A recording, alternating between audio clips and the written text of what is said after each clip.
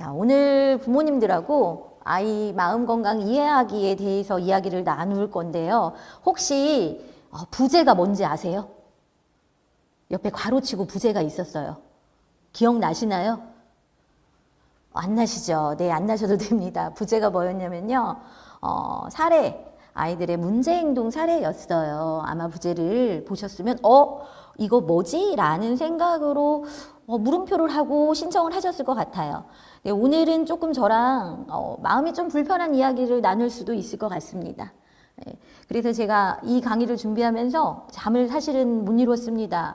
우리 부모님들이 너무 마음이 불편한 나머지 두려움을 가지게 되시면 어떡하지란 걱정을 했으나 그 걱정과는 너무나 다르게 화요일 날 마주했던 부모님들은 그것을 잘 본인들 자녀 교육에 어떻게 이거를 녹이면 좋을지 고민하는 모습을 보면서 역시 여기에 계신 그리고 유튜브에 함께 하시는 부모님들이 굉장히 성숙해 계시구나라는 생각을 했습니다. 그래서 오늘은 그 걱정을 좀 내려놓고 시작을 할 수 있을 것 같아요. 먼저 자녀의 초등학교 입학을 진심으로 축하드리고요. 우리가 아이를 뱃속에 10달 품었다가 낳아서 7년간 잘 길러서 여기까지 온 건 그냥 할 수 있는 일이 아니에요. 아마 여기 계시기까지 정말 고생하셨다고 애쓰셨다고 말씀드리고 싶습니다. 그래서 지금 마음속이라도 수담수담 해주세요. 땡땡이 엄마 너무 수고했어. 예, 이렇게 말씀해 주시면 정말 좋을 것 같습니다. 아이들은 그냥 자라지 않습니다. 예, 한 아이를 키우기 위해서는 온 마을의 힘이 필요하다고 하잖아요. 그러니 부모님들은 여기까지 오기까지 밤잠 못 이루고 때로는 걱정으로 눈물을 흘리기도 하는 시간을 보내시면서 여기에 왔을 거라고 생각을 합니다. 학교는 사회에 나가기까지의 아이들이 성장을 통해 배울 수 있는 모든 것을 학교에서 가져간다고 생각을 합니다. 그러니까 작은 사회라고도 할 수 있기 때문에 이 아이들이 어른이 되었을 때 건강하고 행복하게 살기 위해서는 학교 생활을 건강하게 하는 것도 굉장히 중요합니다. 그래서 오늘 드릴 말씀은 건강한 학교 생활을 위해서 부모님들이 아시면 도움이 될 법한 이야기들을 하려고 하거든요.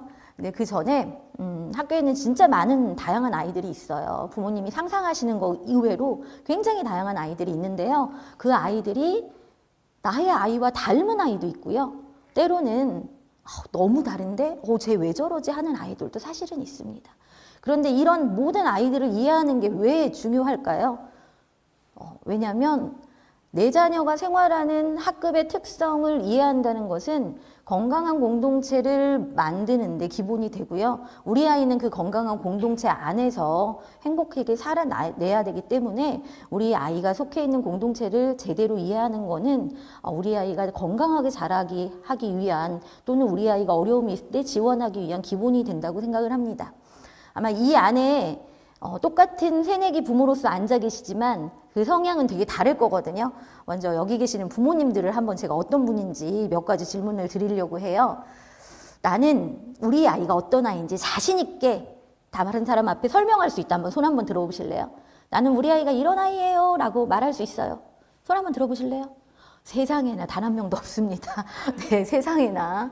그러면은 저는 부모긴 하지만 우리 아이가 어떤 아이인지 말하기는 어려울 것 같아요. 잘 모르는 부분이 많아요. 네, 이것도 없지요. 네. 제가 왜 손들으라고 했을까요? 바로 지금 그 모습이 학교에 갔을 때 여러분 자녀의 모습일 수 있습니다. 네, 자녀의 모습일 수 있어요. 많은 부모님들은 우리 아이가 학교에 가면 선생님 앞에서 눈을 반짝반짝 거리면서 자신 있게 대답하고 손들길 바래요. 그런데 지금 부모님 모습을 한번 생각해 보실래요? 손 못 드셨죠? 만약에 여러분 자녀가 학교에서 그런다고 생각해 보시면 조금 속상하지 않을까요? 그럴 것 같죠. 그러니까 내가 우리 아이한테 바라는 그 모습을 나는 할 수 있는가를 생각해 보셔야 됩니다. 일단은. 왜냐? 자녀는 하늘에서 뚝 떨어지지 않아요. 내가 낳았어요. 또는 내가 낳지 않았어도 내가 키웠습니다.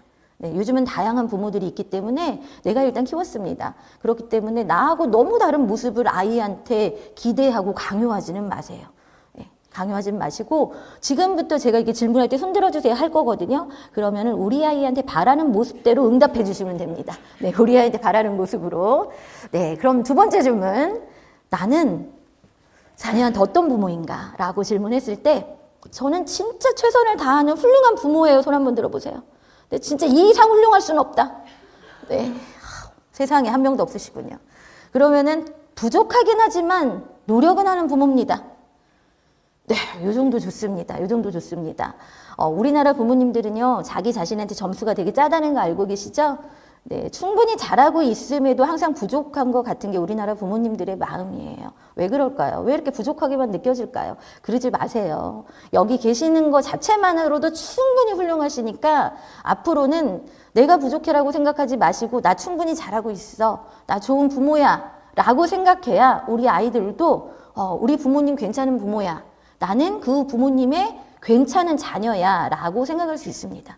그래서 아이의 자존감도 중요하지만 사실 부모님의 마음도 되게 아이한테 전이가 사실은 되거든요. 그러니까 마음가짐을 조금 바꾸는 계기가 되었으면 바랍니다. 학교에 보내며 걱정이 많으시지요. 네, 많으실 겁니다. 뭐가 가장 걱정이세요? 혹시 용기 있게 말씀해 주실 분 뭐가 가장 걱정이세요? 자, 말씀 못 하시죠? 네, 아버님.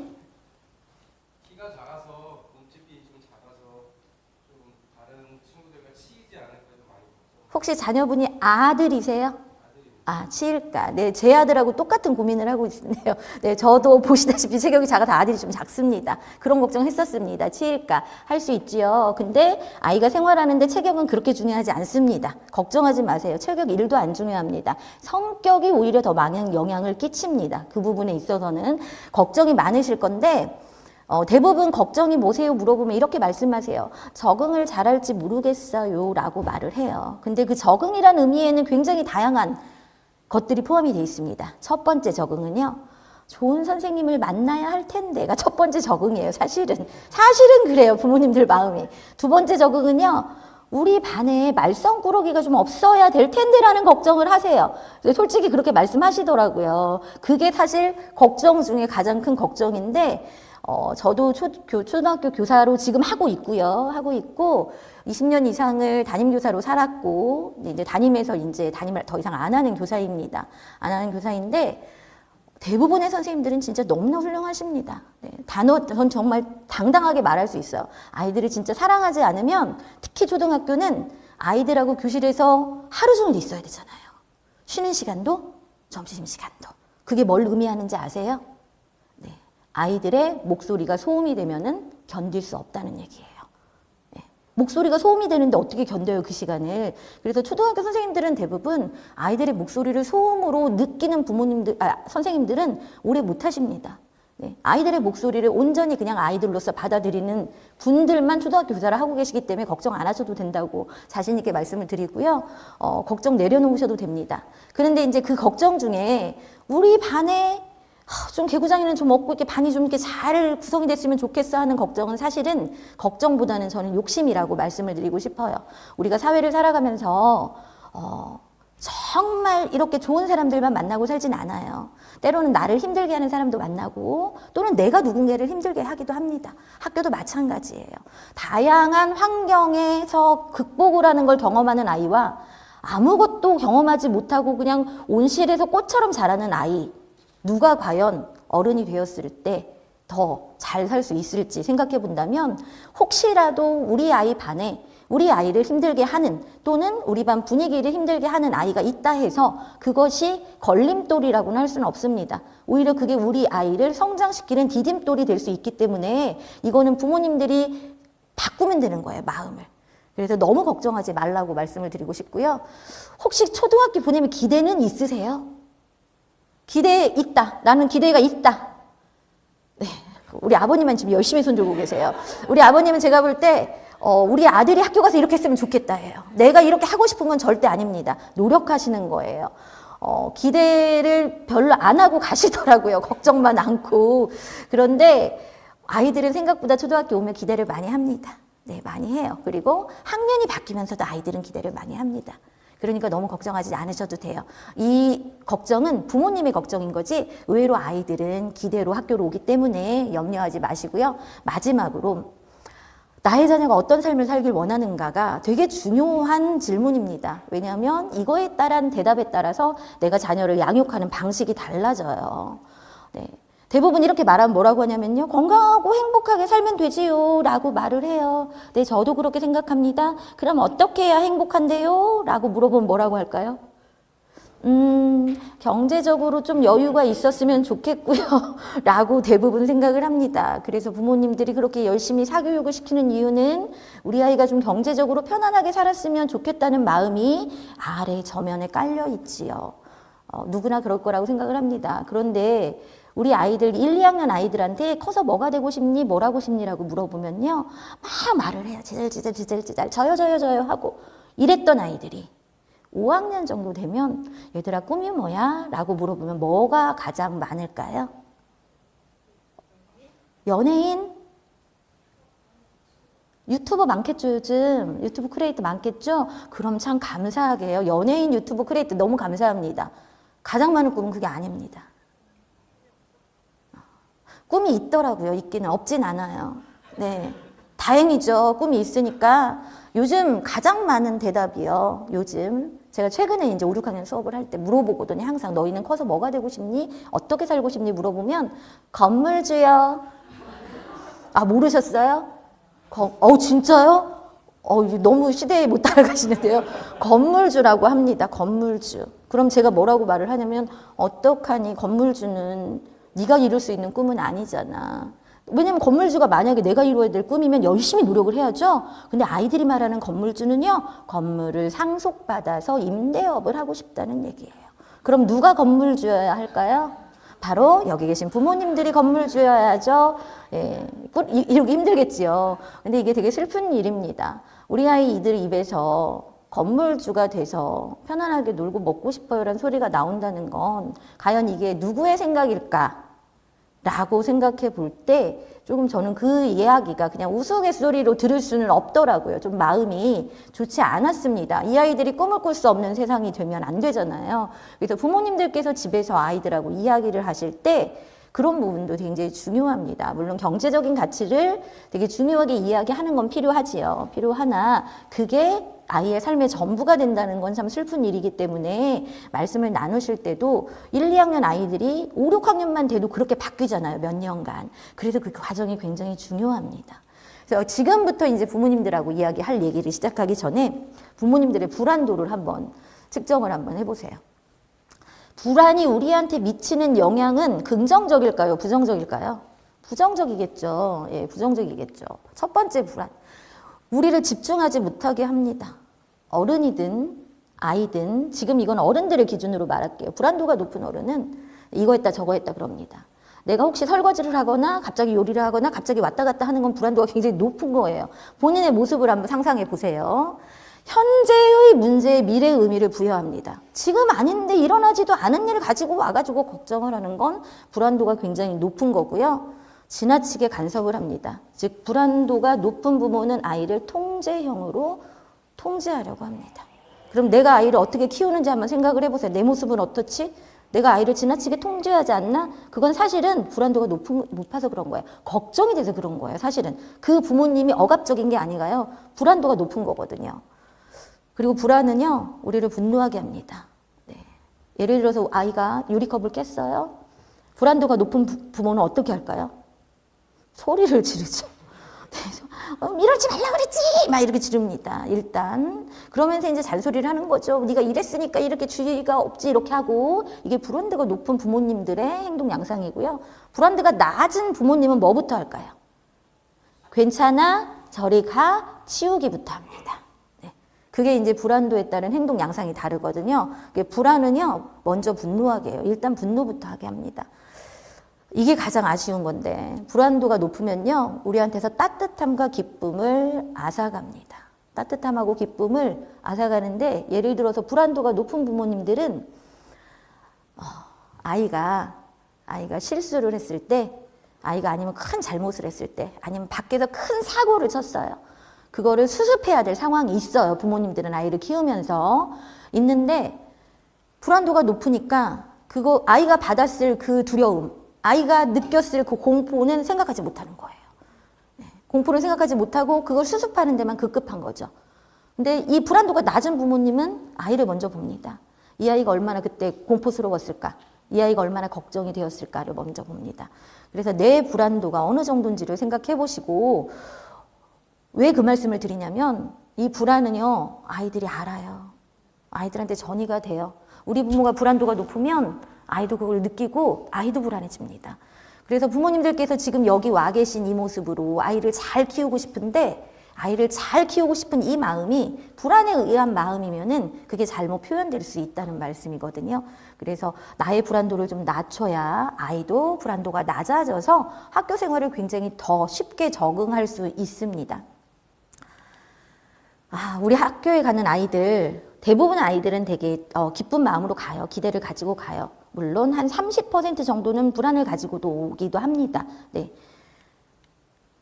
불안을 가진 아이들은 저학년 때는 이런 불안이 있어요. 혼날까봐 두려운 불안이 저학년 아이들한테는 주로 있습니다. 그래서 내가 뭘 잘못하면 선생님한테 혼날까 하는 두려움. 주로 있는 불안이 그겁니다. 저학년 아이들의 불안은.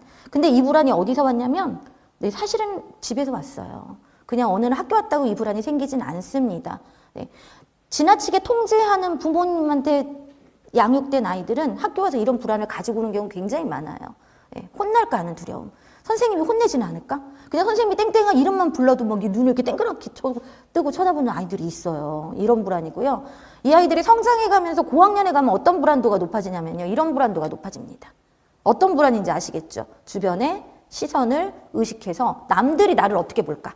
전혀 괜찮은데 남들이 나를 이렇게 하는 거 아니야? 하는 불안도가 고학년에 가면 굉장히 높아집니다. 특히 여학생들. 네, 여학생들이 그래요.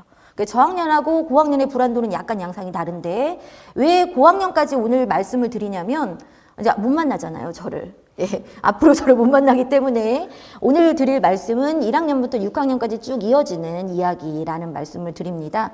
이런 불안을 느끼면 보통 어른의 7배가 불안하다고 합니다. 7배. 어마무시하지요. 나도 불안한데 나보다 7배를 상상해 보세요. 상상하기도 싫지요. 그만큼 느끼기 때문에 부모님들의 불안도를 낮추시라고 말씀드리고 싶고요. 그리고 아이들이 가장 불안을 크게 느낄 때가 언제인지 아세요? 아실 것 같은데. 우리 아이가 불안을 언제 가장 크게 느낄까요? 그렇죠. 부부싸움 할 때. 부부싸움 할 때. 아이들이 부부싸움을 하고 난 다음날 등교를 하면 표정이 다릅니다. 달라요. 그런데 우리 저학년 순수한 아이들은 물어보죠. 제가 땡땡아 무슨 일 있었어? 그러면 아주 천진난만하게 얘기를 해요. 선생님 어젯밤에 엄마 아빠가 싸워가지고요 뭘 집어 던지고요 어쩌고 저쩌고라고 천진난만하게 얘기를 해요. 그럼 저는 너무 안타깝죠. 그런데 이 아이는 천진난만하게 얘기하니까 상처가 없을 것 같지만 그렇지 않습니다. 네, 그렇지 않아요. 그게 얼굴에 표현돼서 왔기 때문에. 근데 이제 고학년이 되면요 그조차도 얘기하지 않습니다. 왜? 자존심이 상하거든요. 그럼 이 아이는 정말 마음속에 상처를 갖고 살아가는 거거든요. 제가 정말 당부드릴 말씀은 아이를 잘 기르기 위한 가장 중요한 거는 부부가 관계가 좋은 거예요. 그거 이상의 교육은 사실은 없습니다. 부부싸움 하시려면 오늘 이 순간부터 각서를 쓰세요. 집에 가서 우리 부부싸움 할 일이 있으면 야산에 가서 하자. 이렇게 꼭 그렇게 하셔야 됩니다. 절대 아이들 앞에서 부부싸움 하지 마시고요. 부부싸움 아니라도 아이들은 냉랭한 기운을 익습니다. 엄마 아빠가 말 안 하고 이러면 그냥 알아요. 그러니까 아이를 잘 키우고 싶으시면 부부관계를 돈독히 하시고 그 돈독히 하는 데 있어서 상대방이 나한테 잘해주길 바라지 마시고 먼저 잘해주세요. 네, 마음에 없는 말 해주세요. 네, 마음에 없지만 해주셔야 합니다. 아이들한테 저 그렇게 가르치거든요. 얘들아, 말 안 하지 않으면 몰라. 너 부모님이 너 사랑하지? 너도 부모님 사랑하지? 그런데 너희가 부모님한테 사랑한다고 말 안 해주면 부모님은 몰라. 때때로 부모님도 잊어버리셔. 그래서 집에 가서 꼭 사랑한다고 표현해주고 하라고 많이 교육을 시켜요. 그것도 교육의 힘이에요. 그래서 부부 간에 그런 관계가 잘 형성이 돼 있으면 아이들은 안정적으로 잘 설사 어려운 걸림돌을 만나더라도 잘 극복합니다. 그래서 불안을 낮추시고 아이들의 불안을 조장하시는 마셔야 합니다. 그게 시작입니다. 자, 우리 아이 소심합니다. 네, 소심합니다. 있어요. 네, 소심합니다. 이 소심한 아이들은요, 잘 적응할까 걱정을 해요. 불안도가 높기 때문에. 예, 불안도가 높아서 그래요. 저희 아이는 천방지축이에요. 정말 어떻게 통제가 안 돼요. 너무 사랑스럽죠? 저희 아이 사랑이에요. 사랑이도 좀 있으시네요. 사랑이. 이 아이는 뭐가 걱정이냐면요. 아직은 마냥 어린아이인데 얘가 사람 구실을 할까가 걱정인 거죠. 네, 사랑이 있습니다. 그 다음에 이제 좀 제일 많이 걱정은 누구냐면요. 이 아이예요. 예민한 아이. 까치 있습니다. 어렸을 때부터 키우기 힘들었던 아이들이 유독 있어요. 있어서 이런 아이들의 가장 큰 걱정은요. 친구 관계예요. 친구한테 고립되면 어떡하나 예요. 사실은. 그래서 이런 세 성향의 아이들이 교실에 가면 다 있어요. 네, 다 있고요. 어떤 아이도 여기서 사실은 열애가 되진 않아요. 약간의 이런 성향들이 있기 때문에 이게 좀 강하냐 약하냐의 차이지 대부분의 아이들은 이런 세 가지 중에 일부분을 가지고 있다고 생각하시면 됩니다. 소심한 아이 잘 적응할까? 네, 잘 적응합니다. 까칠한 아이 잘 적응할까? 네, 잘 적응해요. 걱정하지 마세요. 그런데 이제 제가 지금부터 드리는 얘기들은 저게 잘 적응하는 거라고요? 네, 잘 적응하도록 돕기 위해서 드리는 말씀이에요. 네, 돕기 위해서. 자, 어떤 아이는 집에서 너무 잘 지냅니다. 그런데 학교 가면 문제가 생겨요. 그럼 이런 부모님들은 뭐라고 말씀하시냐면 집에서는 안 그러는데 걔가 학교 가면 왜 그럴까요? 라고 말씀을 하세요. 예, 집에서는 안 그러는데 걔가 왜 학교에서는 이럴까요? 라고 말을 하면 그 다음에 선생님이 뭐라고 말을 해야 될지를 사실 몰라요. 선생님도 모르잖아요. 얘가 집에서는 안 그러는데 학교에서 왜 이러는지. 이런 아이가 있고요. 반대로 학교에서는 진짜 에이스인데 집에 가면 정말 감당이 안 되는 애들도 있습니다. 있어요. 이런 아이들이. 예. 이런 아이들은 학교에서 죽을 만큼 참는 거예요. 사실은. 예. 그리고 집에 가서 팡 하고 터지는 거예요. 팡 하고. 그래서 이런 아이는 물론 앞에 아이가 더 많습니다. 후자 아이가 조금 더 숫자적으로는 적고요. 그런데 나의 아이의 행복한 성장을 위해서 그럼 어떻게 해야 되느냐. 나는 과연 어떻게 해야 될까요? 정답은 사실 없어요. 상황마다 다릅니다. 굉장히 다르기 때문에 네, 일단은 우리 아이가 속해 있는 공동체를 이해하는 것부터 시작할 수 있습니다. 네, 그 공동체가 어떤 아이들이 있는지 그런 것부터 안다면 조금 더 시작이 좀 수월할 수 있습니다. 그래서 제가 지금부터 드리는 이야기는 나의 아이 얘기가 아닐 수도 있어요. 우리 애는 저렇지 않아. 우리 아이가 들어가는 반의 이야기가 아닐 수도 있습니다. 다행히 우리 반에는 그런 아이 없어 라고 할 수도 있어요. 옆집 아이가 아닐 수도 있어요. 그런데 왜 이 이야기가 필요하냐면 네, 제가 드리는 말씀은 지금 모두 네, 우리 사회 공동체의 이야기고요. 제가 교직 경력이 꽤 오래됐습니다. 20년이 넘었기 때문에 오래됐고요. 모두 다 제가 만났던 아이입니다. 네, 제가 모두 만났던 아이예요. 만났던 아이고 저는 그냥 서울시에서 일반 교사였잖아요. 일반 교사였는데 제가 만났다는 얘기는 어디에든 있을 수 있다는 얘기니까 예, 그 어디에든 있을 수 있는 그 아이들의 이야기라고 생각하시면 됩니다. 자, 우리 학생 A를 만나볼까요? 네, 누가 등장할까 기대가 되시죠? 자, 부모님들이 생각하는 모습과 한번 나의 아이하고 한번 비교를 한번 해보세요. 하루 종일 혼자 있는 아이가 있어요. 교실에 학교에 와서. 수업 시간에도 발표는 안 해요. 그렇다고 선생님을 안 보는 건 아니에요. 선생님은 봅니다. 아이 컨택해요. 친구와 선생님이 묻는 말에 대답을 죽어도 안 해요. 아주 단순한 대답도 너 뭐 좋아해? 이 대답조차도 안 합니다. 율동과 노래도 따라하지 않고 가만히 있어요. 초등학교 저학년은 학년의 특성상 율동과 노래가 굉장히 많습니다. 놀이가 많아요. 자기 표현이 많은데 그거를 쭈뼛쭈뼛 잘 못합니다. 이런 아이가 있어요. 이런 아이 어떠세요? 부모로서 걱정되시나요? 안 되시나요? 부모로서 걱정되시죠. 그러나 선생님은요. 걱정이 안 돼요. 이것 때문에. 예. 자기 할 일은 또 잘해요. 뭐 여기서 여기까지 써라, 알림장 써라 이런 건 너무 잘합니다. 이런 아이가 있어요. 그러니까 선생님 고민에 빠지는 거죠. 나는 이 아이가 전혀 힘들지 않아요. 뭐 나를 힘들게 하지 않고 친구들도 힘들게 하지 않아. 지 할 일도 잘해. 지 할 일도 잘해. 그리고 문제될 게 없잖아. 그런데 제가 왜 여기 학생 A로 넣었을까요? 부모님 입장에서는 걱정되는 아이죠. 우리 아이가 이렇다고 생각을 해보세요. 걱정되시죠? 그럼 선생님들마다 어떻게 생각하냐면 이 얘기를 해줄까 말까를 고민해요. 부모님한테. 이 얘기를 할까 말까? 괜히 걱정을 사서 드리는 거 아니야 라는 걱정을 선생님도 하십니다. 선생님도. 그래서 선생님마다 조금 달라요. 적극적으로 이 부분을 얘기해 주시는 선생님이 계시고요. 소극적으로 뭐 이 정도는 뭐 문제가 아닌데 라고 생각하고 넘어가시는 선생님이 사실은 계십니다. 근데 내 아이가 만약 이렇다고 하면 이런 사실을 전에 듣고 싶다. 손 들어보세요. 저는 전에 듣고 싶어요. 그렇지요. 전에 듣고 싶으시죠.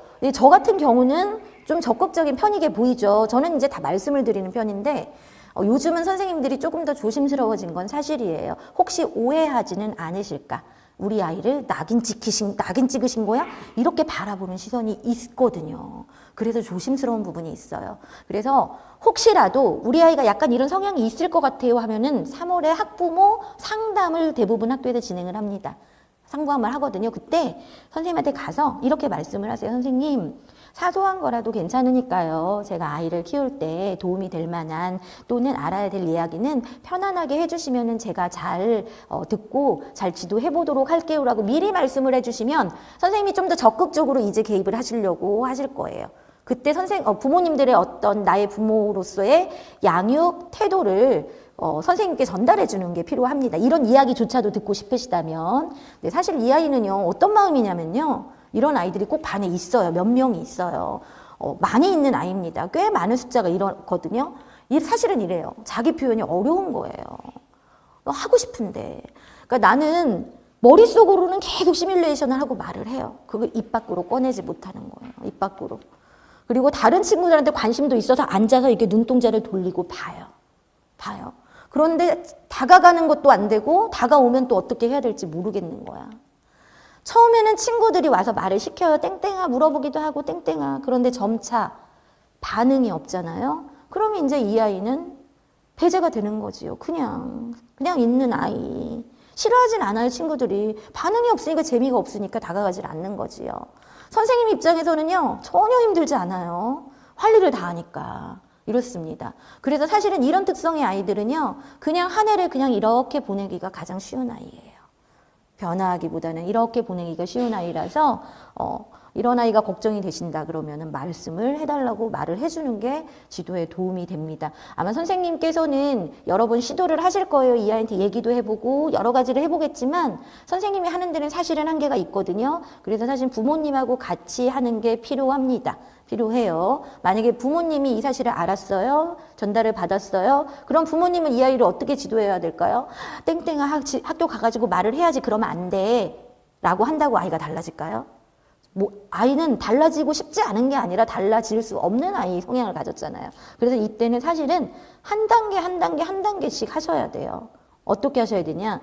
땡땡아, 오늘은 손 들고 말하기가 어려우니까 선생님한테 조용히 가서 선생님한테 이것 좀 물어보고 와줘 라고 미션을 주셔야 돼요. 아주 단순한 거. 이렇게 점차 아이가 말할 수 있는 기회를 부모가 이렇게 열어줘야 되는데 이런 걸 모르면 그런 시도 자체를 할 수가 없는 거지요. 네. 그래서 아는 게 필요하고요. 이런 정보도 필요합니다라고 담임 선생님께 얘기를 하시면 아마 도와주실 거라고 생각을 합니다. 다음에 만날 아이입니다. 두 번째 아이. 앞에 있는 학생 A하고 똑같습니다. 조용히 앉아 있어요. 발표하지 않습니다. 대답도 하지 않아요. 율동도 노래도 하지 않아요. 똑같은데 그 마지막에 뭐가 나올까요? 네? 그렇죠. 아무것도 못해요. 맞아요. 똑같은데 이거 하나가 달라요. 얘는요.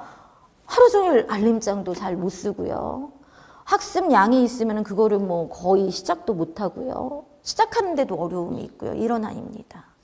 A하고 B는 다르죠. 그럼 누구를 더 걱정할까요, 선생님은? 네, B를 더 걱정할 수밖에 없지요. 왜? 이 아이의 성장을 위해서 B를 훨씬 더 걱정합니다. 근데 B를 걱정하긴 하는데 되게 조심스럽게 선생님은 걱정을 하세요. 왜 그러냐면 이것 때문에. 얘는 어떻게 하는지 모르는 거거든요. 친구들하고 선생님 말을 이해하지 못해서 못하는 거예요. 말을 이해하지 못해요. 친구들은 모두 잘하는데 자기만 잘하지 못하는 것 같아요.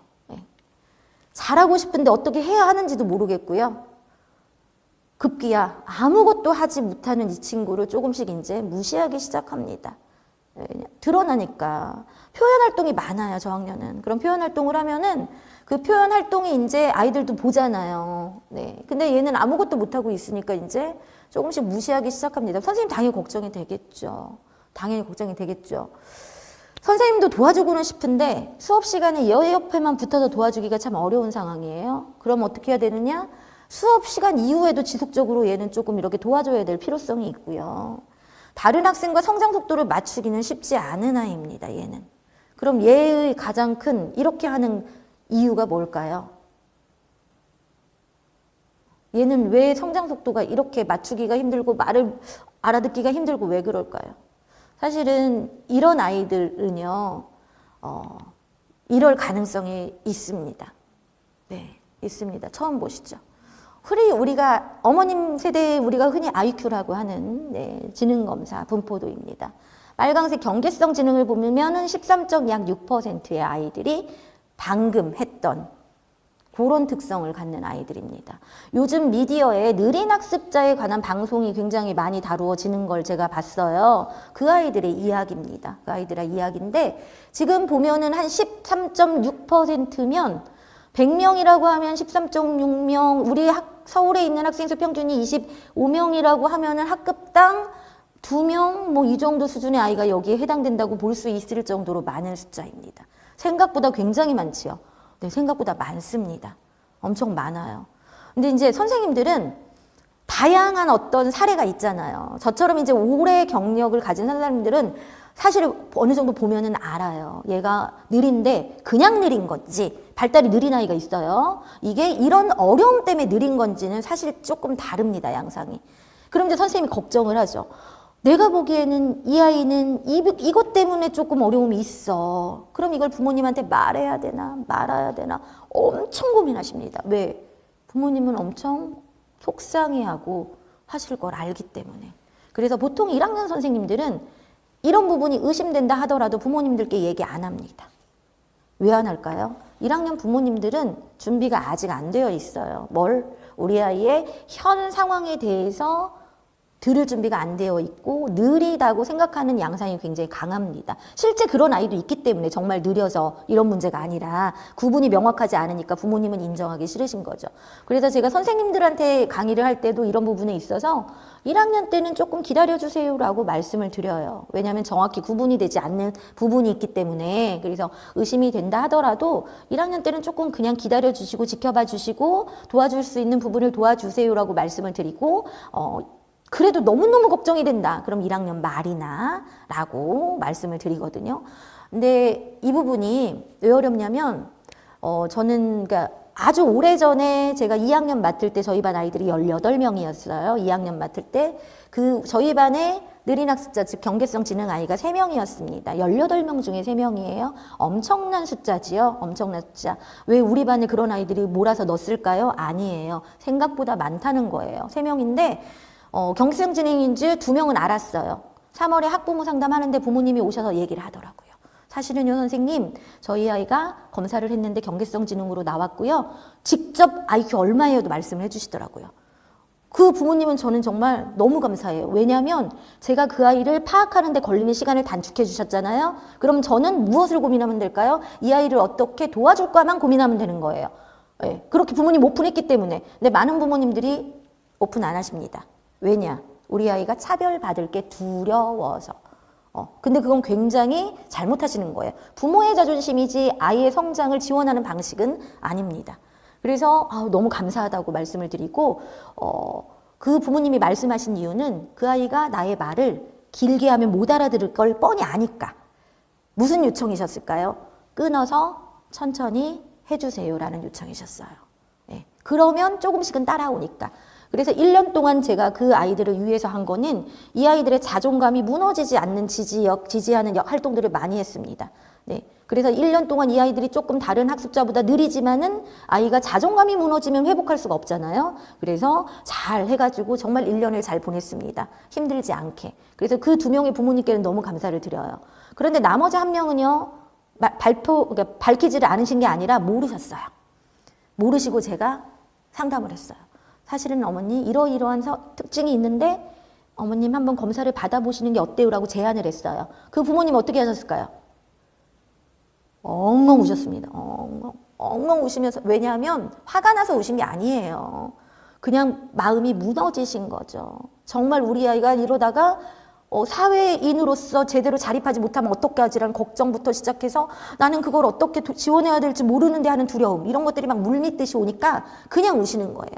진짜 통곡하듯이 우시다가 시간이 좀 지나서 이제 조금 감정을 추스리시고 다행히 너무 감사하게 어머님께서 검사를 하시고 네, 진단을 받으셨어요. 받으셔서 이제 앞으로 어떻게 하는지에 대한 고민을 하셨는데 그 과정이 참 어렵습니다. 그래서 선생님 교사로서도 말씀드리기 되게 어려운 부분입니다.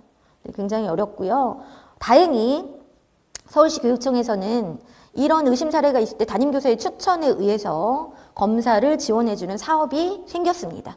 네, 몇 년 전에 생겼습니다. 그래서 아마 혹시 그럴 일은 없겠지만은 혹시라도 이런 일이 생기면 담임선생님이 뭐 말씀을 하셨을 때 지원을 받을 수 있나요? 물어보시면 돼요. 네, 지원 창구가 있습니다. 그리고 때에 따라서는 이렇게 느린 학습자로 나왔을 때 그 후속 학습도 지원을 해줍니다. 이런 아이들은 개별 학습을 해야 되거든요. 이 아이들의 패턴에 맞는 지원을 해주니까 아 이게 생각보다 숫자가 많구나. 그럼 우리 아이도 좀 잘 봐야겠구나라고 생각해 주시면 돼요. 우리 아이가 저러면 어떡하지? 이런 두려움 갖지 않으셔도 됩니다. 왜냐하면 이 느린 학습자 아이들은 정상적으로 사는 아이들이에요. 네, 사는 아이들이에요. 그냥 성장하기까지가 조금 다른 아이들보다 어려울 뿐이에요. 얘네들이 비정상적인 게 절대 아닙니다. 그냥 일반 아이들하고 똑같은데 커가는 과정에서 이게 학습 차이가 너무 나다 보니까 아이가 힘들 수 있어요. 그래서 잘 파악하고 지지해주지 않으면 다른 부분에, 즉 정서적인 부분에서 아이가 힘들립니다. 그걸 부모님들이 잘 지지해 주셔야 되고요. 그리고 이런 부분이 혹시 발견되시거나 진단을 받게 되시면 꼭 담임선생님과 이 정보를 공유하셔야 됩니다. 그래야 담임선생님이 도와주실 수가 있어요. 네, 담임선생님도 모르니까. 네. 그 다음에 이제 만나실 세 번째 학생, 제자리에 앉아있지 못합니다. 상상이 가시죠? 아까 우리 그 사랑이를 준 부모님들 앉아있지 못합니다. 수업 시간에 선생님 바라보지 못해요. 교실에서 지켜야 될 규칙 못 지킵니다. 다른 사람의 말 듣지 못하고 자기 얘기만 막 합니다. 그냥 다른 사람을 전혀 신경 쓰지 않아요. 네, 천반지축. 어떤 아이일까요? 어떤 아이냐면요.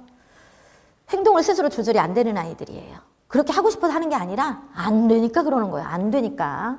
가만히 있는 것이 너무 힘들어. 그래서 진짜 꼼지락꼼지락 몸을 비틉니다. 눈에 띄는 모든 게 너무 궁금하거든요. 이것도 봐야 되고 저것도 봐야 되고. 한 가지 오랫동안 하는 게 너무 어려워요. 진짜. 무엇을 할 때 지켜야 할 규칙이 생각이 안 나. 어기려고 하는 게 아니에요. 생각이 안 나요. 그냥 얘는. 일부러 어기려는 애는 없습니다. 아이들은요, 어른보다 착해요. 그러니까 아무리 나쁜 행동을 같은 아이들도 어른에 비하면 천사입니다, 천사. 그렇게 생각하시면 돼요. 아이하고 어른은 다릅니다. 선생님이 이름을 진짜 많이 불러요. 땡땡아 이래야지, 땡땡아 이래야지. 하루 종일 내 이름을 부릅니다. 하루 종일. 네, 하루 종일 앉아봐, 뭐 조용히 해봐. 선생님이 하루 종일 이름을 불러요. 친구들이 얘는 너무 좋아요. 네, 너무 좋아요. 이것만 보면 크게 어려움이 없을 것 같죠. 그냥 사랑스럽죠, 막. 사랑스럽죠. 근데 이제 이 아이의 어려움은 뭐냐면 얘가 하루 종일 이런다는 거는 수업을 진행하기가 사실은 이 아이 때문에 어려울 수 있다는 거예요. 선생님 입장에서는. 예. 이 아이만 하나 놓고 보면은 뭐 얘가 그럴 수도 있지. 호기심이 있어. 그래, 그럴 수 있어. 뭐 그럴 수 있어. 다 되는데 단체이기 때문에 여러 명이 있기 때문에 이 아이가 교실에서 생활하는 데는 어려움이 생깁니다. 사실은. 예. 단체라서 그런 거예요. 집에서 이 정도의 행동은 괜찮을 수 있어요. 선생님에 따라서 이런 경우에, 선생님에 따라서예요. 이런 경우에 부모님 상담을 요청할 수도 있고 안 요청할 수도 있습니다. 근데 요청하는 경우에 어떤 말씀을 하시려고 요청을 하실까요? 어머니, 땡땡이가 요청하시는 경우는 이 양상이 좀 많이 심한 경우겠죠. 네, 이것도 많이 양상에 따라 다르니까 ADHD일 가능성이 있다고 의심하실 수 있습니다. 이렇다고 다 ADHD는 아닙니다. 네, 의심하실 수 있다는 거예요. ADHD를 의심하실 수 있어서 한번 병원에 가보시라고 권할 수 있습니다. ADHD는 병원에서만 진단이 가능하기 때문에 교육청에서 지원해 줄 수가 없어요. 그건 병명이기 때문에 네, 병원에 가서 진단을 받으셔야 되고요. 교사는 그래서 병원에 한번 가보세요라고 밖에 제안을 드릴 수가 없는 부분이에요. ADHD는 굉장히 많습니다. 요즘 특히 많아졌고요. 왜 그런지 모르겠는데 숫자가 굉장히 많이 늘어나고 있고요. 저는 이제 제가 1학년부터 6학년까지 수업을 다 들어가거든요. 수학 수업을 하는데 1학년 어떤 특정 반의 아이가 수업을 저는 이제 5번만 하는데 이 아이가 어느 날은 너무나 다른 거예요. 담임도 아닌데 그게 보일 정도로. 선 그리기가 안 되고 색칠하기가 안 될 정도로 아이가 그렇게 불안해하는 모습을 보는데 아이가 막 화도 내고 아이들하고 충돌도 있고 가만히 있지를 못하고 그러는데 그 모습이 난폭하게 보이기보다는 어떻게 보였냐면은 자기 스스로도 주체를 못하는구나라고 느껴졌어요. 그래서 그 아이한테 조용히 가서 땡땡아 너 지금 마음이 그렇게 힘드니? 그랬더니 이 아이가 눈물을 뚝뚝 흘리는 거예요. 힘들다고.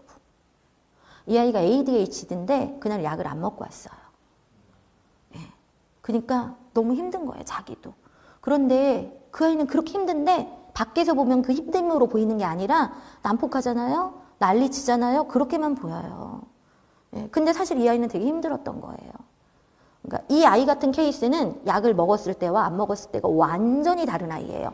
약을 먹었을 때는 완전 모범생이에요. 학습을 너무 잘하고요. 발표도 너무 잘하고 주의 집중도 너무 잘하는데 약을 안 먹었을 때는 그걸 하나도 해내지 못해요. 그러니까 제가 이 말씀을 왜 드리냐면 또 어떤 게 ADHD 중에서도 약을 먹었을 때 도움을 많이 받는 아이들이 있어요. 그런 아이는 약을 먹는 게 좋습니다. 그런 아이는. 왜냐면 그 아이가 스스로 학교에서 너무 힘드니까. 남을 힘든게 하는 건 둘째예요. 내가 힘드니까요, 내가. 또 어떤 아이도 있냐면 5학년 아이인데 얘는 약을 못 먹어요. 부작용 때문에. 예. 여러 번 시도를 했어요, 부모님이. 1학년 때부터. 1학년 때부터 병원을 가서 진단을 받고 약을 여러 가지로 바꿔보고 시도를 했어요. 노력을 엄청 하신 거예요, 부모님이 진짜. 그런데 약만 먹으면 아이가 이상 증상을 보이는 거예요. 그러니까 부모님은 어떻게 얘를 죽일 수는 없잖아요. 약물을 포기하셨어요. 약물을 포기하시고 키우려다 보니까 학교 가서 얘가 너무나 본인도 힘들지만 다른 친구를 힘들게 하는 거예요. 그러니까 어떤 걸 선택하셨냐면 이 부모님은 항상 선생님한테 죄송하단 말을 달고 사시죠. 선생님 너무 죄송해요. 이 아이가 학급 분위기를 너무 많이 흐트러뜨리고 수업이 도저히 안 되면 집으로 보내주세요. 선생님 너무 죄송해요. 집으로 1시간만 하고 갈 때도 있고 2시간만 하고 갈 때도 있고 3시간만 하고 갈 때도 있고 그렇게 5학년까지 온 거예요. 그렇게 5년을 약물을 포기하고 그렇게 5년을 왔는데 이 아이 부모님의 희망은 그냥 초등학교를 안전하게 졸업시키는 게 꿈이에요. 네.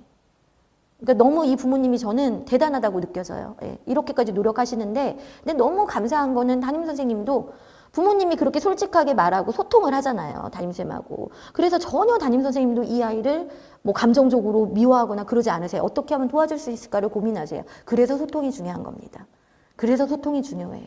그래서 말이라는 게 되게 중요해요. 오히려 이 담임선생님은 그 어머님이 굉장히 속상해 하시면서 죄송해요를 말하니까 아니 어머니 괜찮아요. 제가 도와드릴 걸 이렇게 되는 거예요, 말이.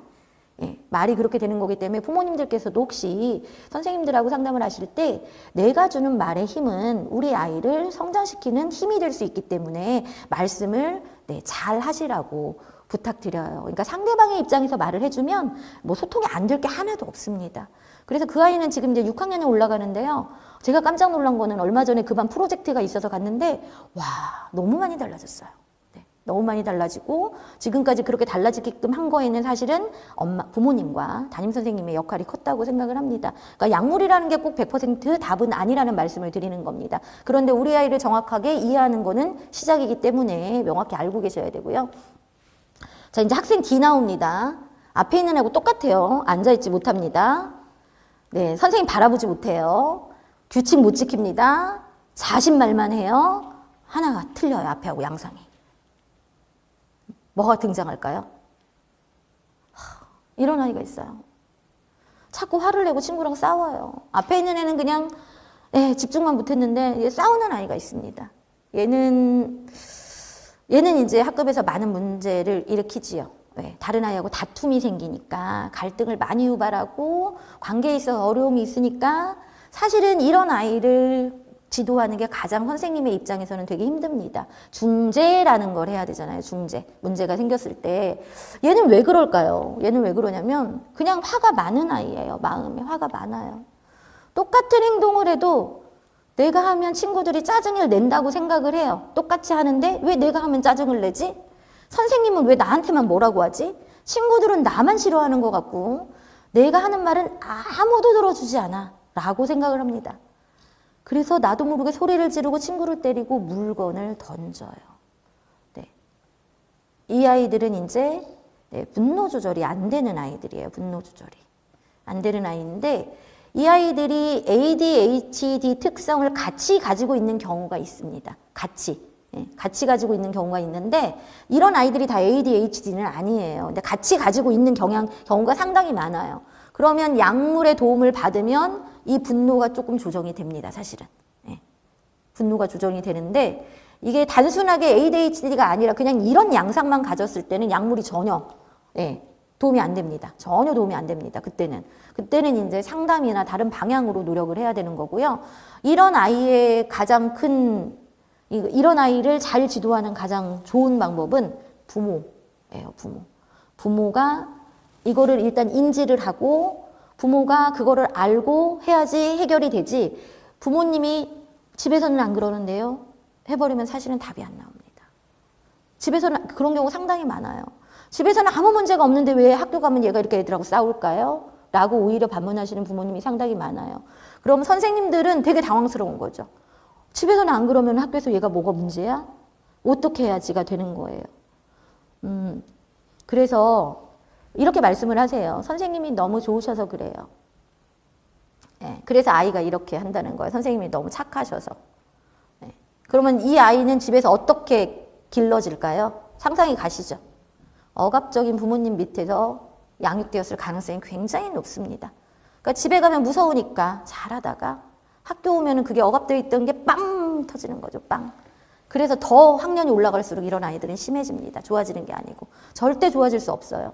학년이 올라갈수록 얘는 이제 더 심해지는 거죠. 집에서 억압돼 있다가 학교에서 분출하는 거니까요. 그래서 부모님들의 어떤 마음이 되게 중요해요.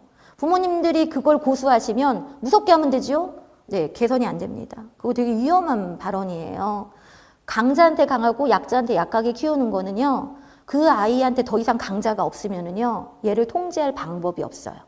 그렇죠. 이 위에는 항상 강자가 있어야 되는 거잖아요. 그거 굉장히 위험한 건데 혹시 여기 오신 부모님들은 절대 그러지 않으실 거예요. 여기 오셨다는 것만 봐도 억압적으로 아이들 키우는 부모님들은 아니실 거예요. 근데 문제는 우리 아이 반에 이런 아이가 있을 수도 있어요. 그러면은 이 아이가 하고 갈등에 충돌이 되는 아이가 우리 아이일 수 있다는 거죠. 네, 그럴 수 있습니다. 그럼 선생님이 어느 날 이 D하고 우리 아이가 싸웠어. D하고 A가 싸웠어. 그럼 선생님 연락을 하시겠죠. 상황에 대해서 말씀을 하시겠죠. 근데 아무리 들어도 우리 아이가 너무 억울해. D가 너무 나쁜 것 같아. 우리 아이는 당한 것 같은 거예요. 그러니까 너무 화가 나는 거예요. 그런 경우 상당히 많아요. 네. 너무 화가 나니까 이걸 어떻게 해야 될지 모르니까 선생님한테 화를 내는 거예요. 네. 선생님한테 화를 내는 거예요. 그럼 선생님 입장에서도 선생님이 그렇게 시킨 게 아닌데 여기 부모님이 나한테 이렇게 화를 내니까 이제 다 본인들이 속상하신 거죠. 네, 그런 일이 벌어집니다. 그러니까 혹시 학교 가서 이런 상황이 돼서 우리 아이가 D의 상대가 되었을 때 그 상황을 조금 한 발짝 물러나서 좀 생각을 해주세요. 네, 생각을 해주시고 속상한 마음도 있지만 이 D라는 아이는 또 다른 특별한 상황이 있을 수 있어요. 그렇게 조금 이해하고 접근해 주시면 조금 좋지 않을까 갈등을 해결하는데 싶습니다. 그래서 이거는 항상 이런 아이가 갈등을 만드는 경우가 많아서 이 교실은 갈등 상황이 좀 많이 발생하는 교실일 수도 있는데 그거를 1년 내내 속상하게만 바라보지 마시고 우리 아이가 이 안에서 또 배울 게 있습니다. 배울 게 있어요. 왜? 이런 아이를 만났을 때 어떻게 해야 되는지 이런 것들을 배우겠죠. 다 배울 게 있습니다. 그러니까 그렇게 배울 수 있는 긍정적인 성장의 방향으로 이런 것들을 봐주시기를 바래요. 그럼 그때 우리 아이는 한풀 성장을 하거든요. 그리고 이제 선생님들이 가장 힘들어하는 요구 중에 하나가 다 대안이 없잖아요. 이 D를 어떻게 할 수는 없어요. 뭐 다른 반으로 보내주세요. 이런 요청을 할 때도 있어요. 그건 말도 안 됩니다. 네, 말도 안 돼요. 물론 학교폭력 상황까지 돼서 분리조치가 되는 경우도 있긴 있습니다. 그건 최악의 상황인데 그거는 정말 할 짓이 못 돼요. 해보면은. 학교폭력으로 올라가면 서로 너무 힘들어요. 서로 너무 힘들어서 가능하면 이제 이거를 1년을 잘 참고 가시는데 분리조치 할 수 없습니다. 그러면 어떤 요구를 하시냐면 선생님 D가 우리 아이한테 접근을 하지 말게 해주세요라는 요청을 하세요. 안 하실 것 같죠? 근데 내가 속상하니까 하는 거예요. 우리 아이가 맨날 울고 온다고 생각을 해보세요. 그럼 속상하잖아요, 부모는. 그러니까 D가 우리 애 옆에 못 오게 해주세요. 이런 사례는 상당히 많습니다. D가 옆에 못 오게 해달라고. 사실 그 상대의 아이 입장에서는 이해도 가는 말이나 선생님이 D를 못 오게 할 수 있을까요? 그런 권리가 선생님한테 있을까요? 없습니다. 네, 없습니다. 선생님이 할 수 있는 최선은 뭐냐면요. D 말고 상대 아이한테 이렇게 말을 해요. 땡땡아, D하고 있으면 자꾸 싸우니까 D 옆에 가지 마. D는 말해도 안 들으니까요. D는 말해도 안 들으니까 그냥 네가 좀 조심해서 피하는 게 어때? 라고 밖에 선생님으로서는 할 수 있는 게 없는 거예요. 부모님이 한번 선생님 입장이 돼보세요. 그럴 때 어떻게 내가 할 수 있을까? 예. 그러니까 선생님들도 너무나 이 부분이 어렵다고 말씀을 하세요. 어떻게 얘를 못 가게 하느냐, 한 교실에서. 그럴 수 없다는 거죠, 선생님으로서는. 그래서 이런 어떤 현실을 부모님들께서 좀 이해를 해주신다면 무엇을 선생님한테 요구하실 수 있습니다. 네, 제안도 하실 수 있고요. 의견을 말할 수도 있어요. 그럴 때 이게 실현 가능한 건지를 한 번은 생각해 보십사 부탁을 드려요. 실현 가능한 걸 제안을 해주셔야지 이거를 못 오게 해주세요는 선생님으로서 어떻게 할 수 있는 게 아니기 때문에 되게 속상하다고 말씀을 하세요. 선생님들이 이럴 때는. 그러니까 그분의 입장은 충분히 이해하나 내가 해줄 수 있는 게 없어서 속상하다라고 말씀을 하십니다. 그리고 이 D라는 아이가 정말 나빠서는 아니에요. 사실 아니기 때문에 조금 한 발짝 조금 더 기다려보지. 이렇게 해주시면 정말 좋을 것 같아요. 이 D라는 아이는 나름의 어려움이 있을 수 있거든요. 그게 가정 환경의 어려움이든 아니면 기질의 어려움이든. 그래서 사실은 이게 이제 교실에서 이 아이를 마주할 때가 제일 힘든 것 같습니다. 아이들도 힘들고 선생님도 힘들고. 자, 이제 5번째로 만나볼 아이입니다. 궁금하시죠? 이제 막 어떤 아이가 등장할지. 네, 또 있어요. 네, 글을 읽는 게 어려워요. 혹시 한글 교육 따로 안 하신 학부모님 손 한번 들어보세요. 저 한글 따로 안 가르쳤어요. 아마 이 손 드신 분도 유치원에서 가르치지 않았을까요? 네, 그러실 것 같은데. 왜냐면 저희 아이들도 저는 안 가르쳤습니다. 그냥 유치원에서 가르친 게 답니다. 유치원은 다녔기 때문에. 글자를 잘 구분하지 못해요. 보통 1학년 1학기에 한글을 이제 거의 다 뗀다고 교육과정이 이제 한글 집중 이수가 1학년 1학기에 이루어집니다. 1학년 2학기에는 거의 한글이 완성되는 단계입니다. 그럼 1학년이 지났는데도 우리 아이가 글자를 읽는 게 어려워요? 글자를 구분하지 잘 못해요? 할 때는 지금을 조금 염두에 두셔야 된다는 말씀이에요. 책을 읽고 무슨 내용인지를 몰라. 글자만 읽어요. 글자만. 읽고 난 다음에 내용을 물어보면 대답을 못해요. 놀라시죠? 그런 아이들이 있습니다. 네, 글자만 읽어요. 진짜. 수, 덧셈, 뺄셈은 웬만큼 해요. 근데 문장제 문제 들어가면 전혀 몰라요. 예. 요즘 문장제 문제 막 문제집 같은 거 있잖아요. 원래 1학년들은 그런 거 하면 안 되는데 막 하시잖아요. 네. 그래서 그거 이해하지 못해요. 듣고 쓰기. 옛날에 받아쓰기라고 하지요. 짧은 단어 같은 거 쓰라고 해도 잘 안 돼요. 듣고 쓰기가. 네. 1학년 1학기는 듣고 쓰기가 없습니다. 보고 쓰기가 있습니다. 교육과정에. 1학년 2학기부터는 단어 중심의 듣고 쓰기를 하실 수 있습니다. 근데 듣고 쓰기가 유난히 어려운 아이들이 있습니다. 이게 양상이 좀 다른데요. 부모님들이 보시기에는 차이점이 없으신데 느린 학습자 양상이 따로 있고요. 이거는 좀 특별한 케이스입니다. 왜냐하면 수, 덧셈, 뺄셈은 되잖아요. 그러니까 느린 학습자는 아니란 얘기예요. 차이점이 있어요. 얘네들 왜 그러냐면요. 이런 아이들은 점점점 모르는 게 많아집니다. 당연히 해득이 안 되니까요. 모르는 게 많아지겠죠. 친구들 앞에 소리내어 글 읽기를 싫어합니다. 왜? 잘 못 읽어요. 읽기 유창성도 떨어지거든요. 그리고 자기는 공부를 못하는 아이라고 생각을 해요. 왜냐하면 읽기도 잘 안 되죠. 쓰기도 잘 안 되죠. 이해도 잘 안 되죠. 듣고 쓰기 연습하기 싫어요. 맨날 틀리니까요. 엄마한테 맨날 혼나요. 너는 이것도 모르냐고. 네, 하기 싫어합니다. 공부를 잘하는 친구 엄청 부러워해요. 나도 잘하고 싶은데 안 되니까. 선생님이 질문할까 봐 두려워요. 왜? 대답을 못하니까. 그럼 느린 학습자하고 구분이 되세요? 네, 차이점이 있어요. 부모님들은 지금 저게 느린 학습자하고 무슨 차이지? 얘 완전한 차이가 있는데 얘는 글자에 포커스가 있어요. 글자. 글자를 인식하는 데 어려움이 있는 아이입니다. 글자를 인식하는 데 어려움이 있고요. 이거를 이렇게 말을 해요. 네. 난독증이라고 말을 합니다. 난독증. 서울시에서는 이 난독 학생들을 파악하기 위해서 노력을 하고 있고요. 난독 학생들 검사를 위해서 지원을 하고 있습니다. 그래서 난독이 의심되는 학생을 서울시에서 무료로 담임교사의 추천에 의해서 진단을 해줍니다. 그리고 난독이 진단이 됐다. 그러면 추후 난독증의 프로그램을 지원해주고 있어요. 얼마나 될까요? 이런 아이들이. 통계상으로는 5% 정도 됩니다. 통계상으로. 그런데 신기하게 저는 난독증 아이들을 너무 많이 만났어요. 너무 많이. 만나도 너무 많이 만났어요. 그런 아이들이 저한테 이렇게 오나 봐요, 막. 예, 저한테 선물로 주시는 것 같아요. 제가 아까 2학년 그 경계성 지능 아이 3명 있다고 했을 때 그때 당시에 저희 반에 난독도 3명 있었습니다. 네, 그때 당시에. 그런데 경계성 지능과 난독을 같이 가진 중첩의 아이가 그 중에 2명이었고요. 1명은 난독만 있었습니다. 대박이지요. 네. ADHD도 그 해에 3명이 있었어요. 그 교실에. 18명인 교실에. 네. 행복했습니다.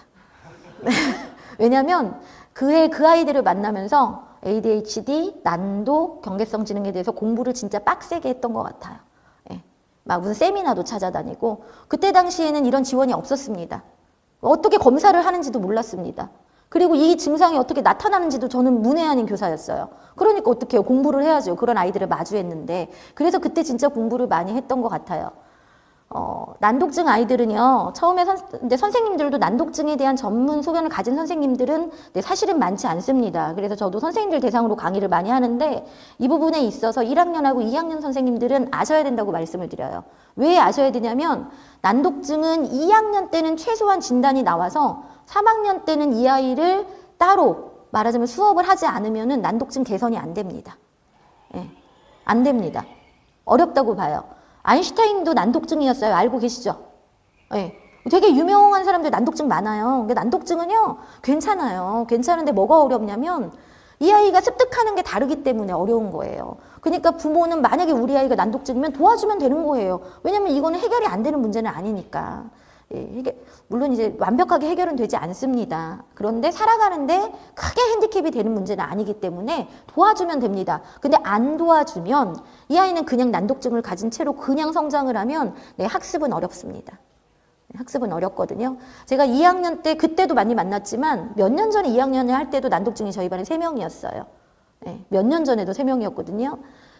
1명은 난독증인지 알고 왔습니다. 이미 1학년 때 진단을 받았어요. 다문화 아이였어요. 다문화가 난독일 가능성이 꽤 높아요.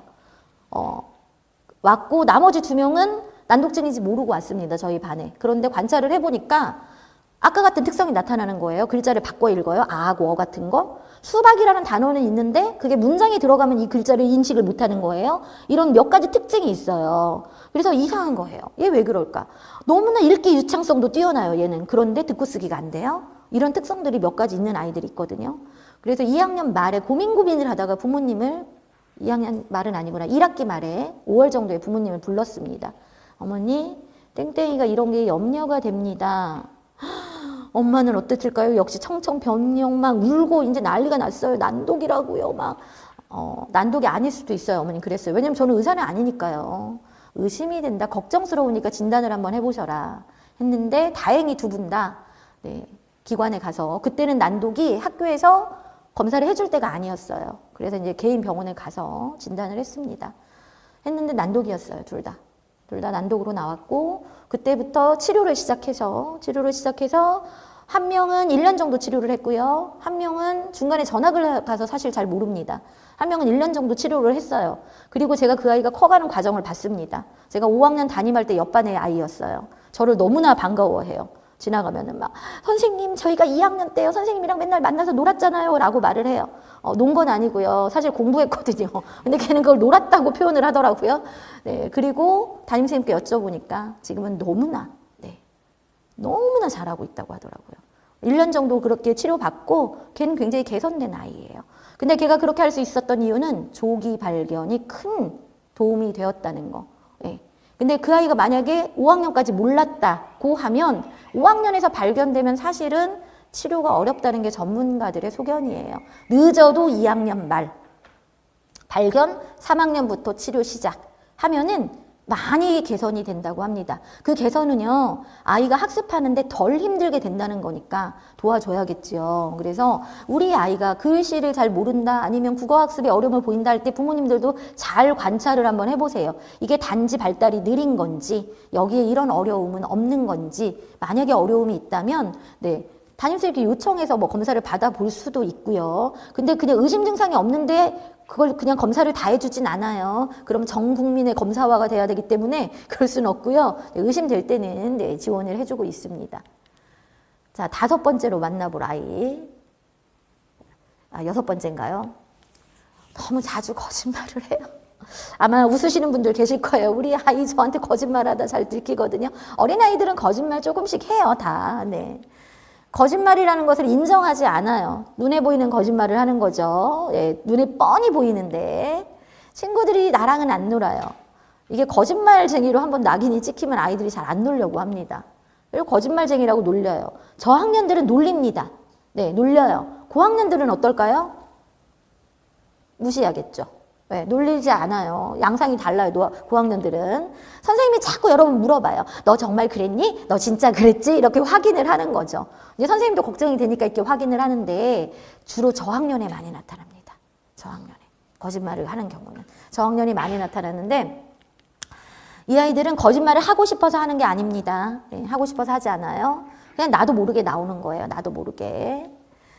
그리고 때로는 그 거짓말을 하면 친구들이 관심을 기울여요. 예를 들어서 나 어제 아빠한테 선물로 뭐 받았다? 라고.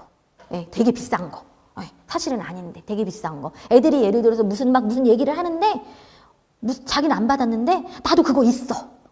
이렇게 하는 거짓말입니다. 관심 받고 싶어서 하는 거짓말이고요. 그리고 거짓말을 한 번 하니까 2번, 3번 이어서 꼬리에 꼬리를 무는 거짓말이 됩니다.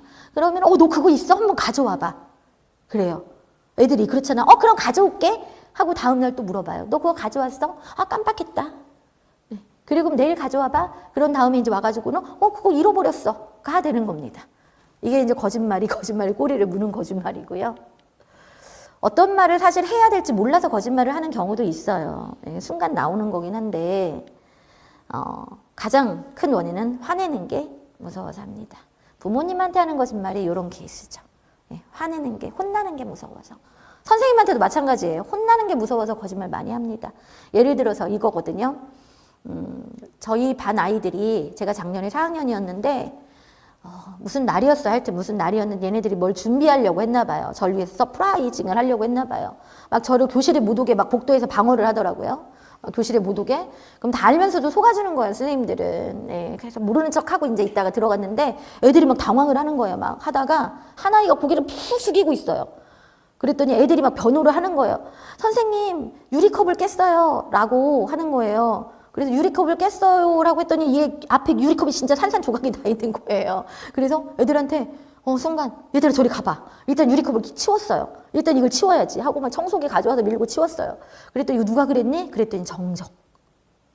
왜 정적이었을까요? 혼날까봐 정적. 네, 혼날까봐 정적. 근데 그 깨트린 아이가 이제 조금 있다가 애들이 이제 눈치를 보는 거예요. 스스로 손을 들어야 되는데 본인이 말을 안 하고 있어. 말을 안 하고 있으니까 이걸 일러야 돼? 말아야 돼? 서로 눈치를 보고 있는 거죠. 그렇게 해서 약간의 시간이 흘렀는데 그러기 전에 얘들아 누가 깼는지가 중요한가? 중요하진 않지만은 그래도 알긴 알아야 되지 않겠니? 했더니 이제 그때서야 자기가 깼다고 하더라고요. 그래서 뭐 다친 데는 없니? 그리고 이유는 물어봐야 되잖아요. 왜 깼는지. 왜냐면 던지고 장난했으면 안 되는 거니까. 이유는 알아야 되잖아요. 그래서 어떻게 하다 깨졌는데 물어봤더니 네, 그냥 완전히 실수예요. 실수. 네, 실수예요. 괜찮아. 뭐 그럴 수 있지 하고 넘어갔는데 그때 나오는 거짓말이 이제 그런 거예요. 혼날까 봐. 네. 그래서 사실 진실을 되게 말하는 거에는 용기라는 게 필요합니다. 용기가 부족한 아이들이 거짓말도 합니다. 나쁜 아이들이 거짓말을 하는 게 아니에요. 네. 덜 용기 있는 아이들이 사실은 거짓말을 하는데 이 얘기를 왜 드리냐면 학교에서 가끔 도난 사건이 발생을 합니다. 아시지요? 아이들은 그냥 뭐 이게 도둑질이라고 생각하지 않아요. 그냥 좋아, 이뻐, 가져갈 수 있어요, 아이들은. 네. 그래서 가져갔어요. 그러면 이제 이 물건을 잃어버린 아이가 말을 하겠죠? 없어졌어요 라고. 그럼 선생님은 어떻게 해야 될까요? 말을 하겠죠, 이제. 얘들아, 땡땡이가 되게 소중하게 생각하는 거니까 가져간 사람 있으면 손 한번 들어봐. 손 들까요? 물론 이제 엎드리고 눈 감아하고 손 들라고 하지요. 안 듭니다. 혼날까봐. 그러면 이제 또 선생님 고민에 빠집니다. 이걸 소지품 검사를 해봐라? 그럴 수 없어요. 요즘 소지품 검사 못합니다. 그럼 이제 어떻게 하느냐? 그 다음 보루는 이거예요.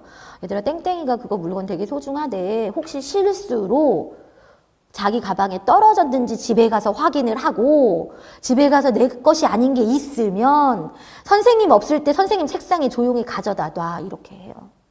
네, 선생님도 소설을 잘 써야 됩니다.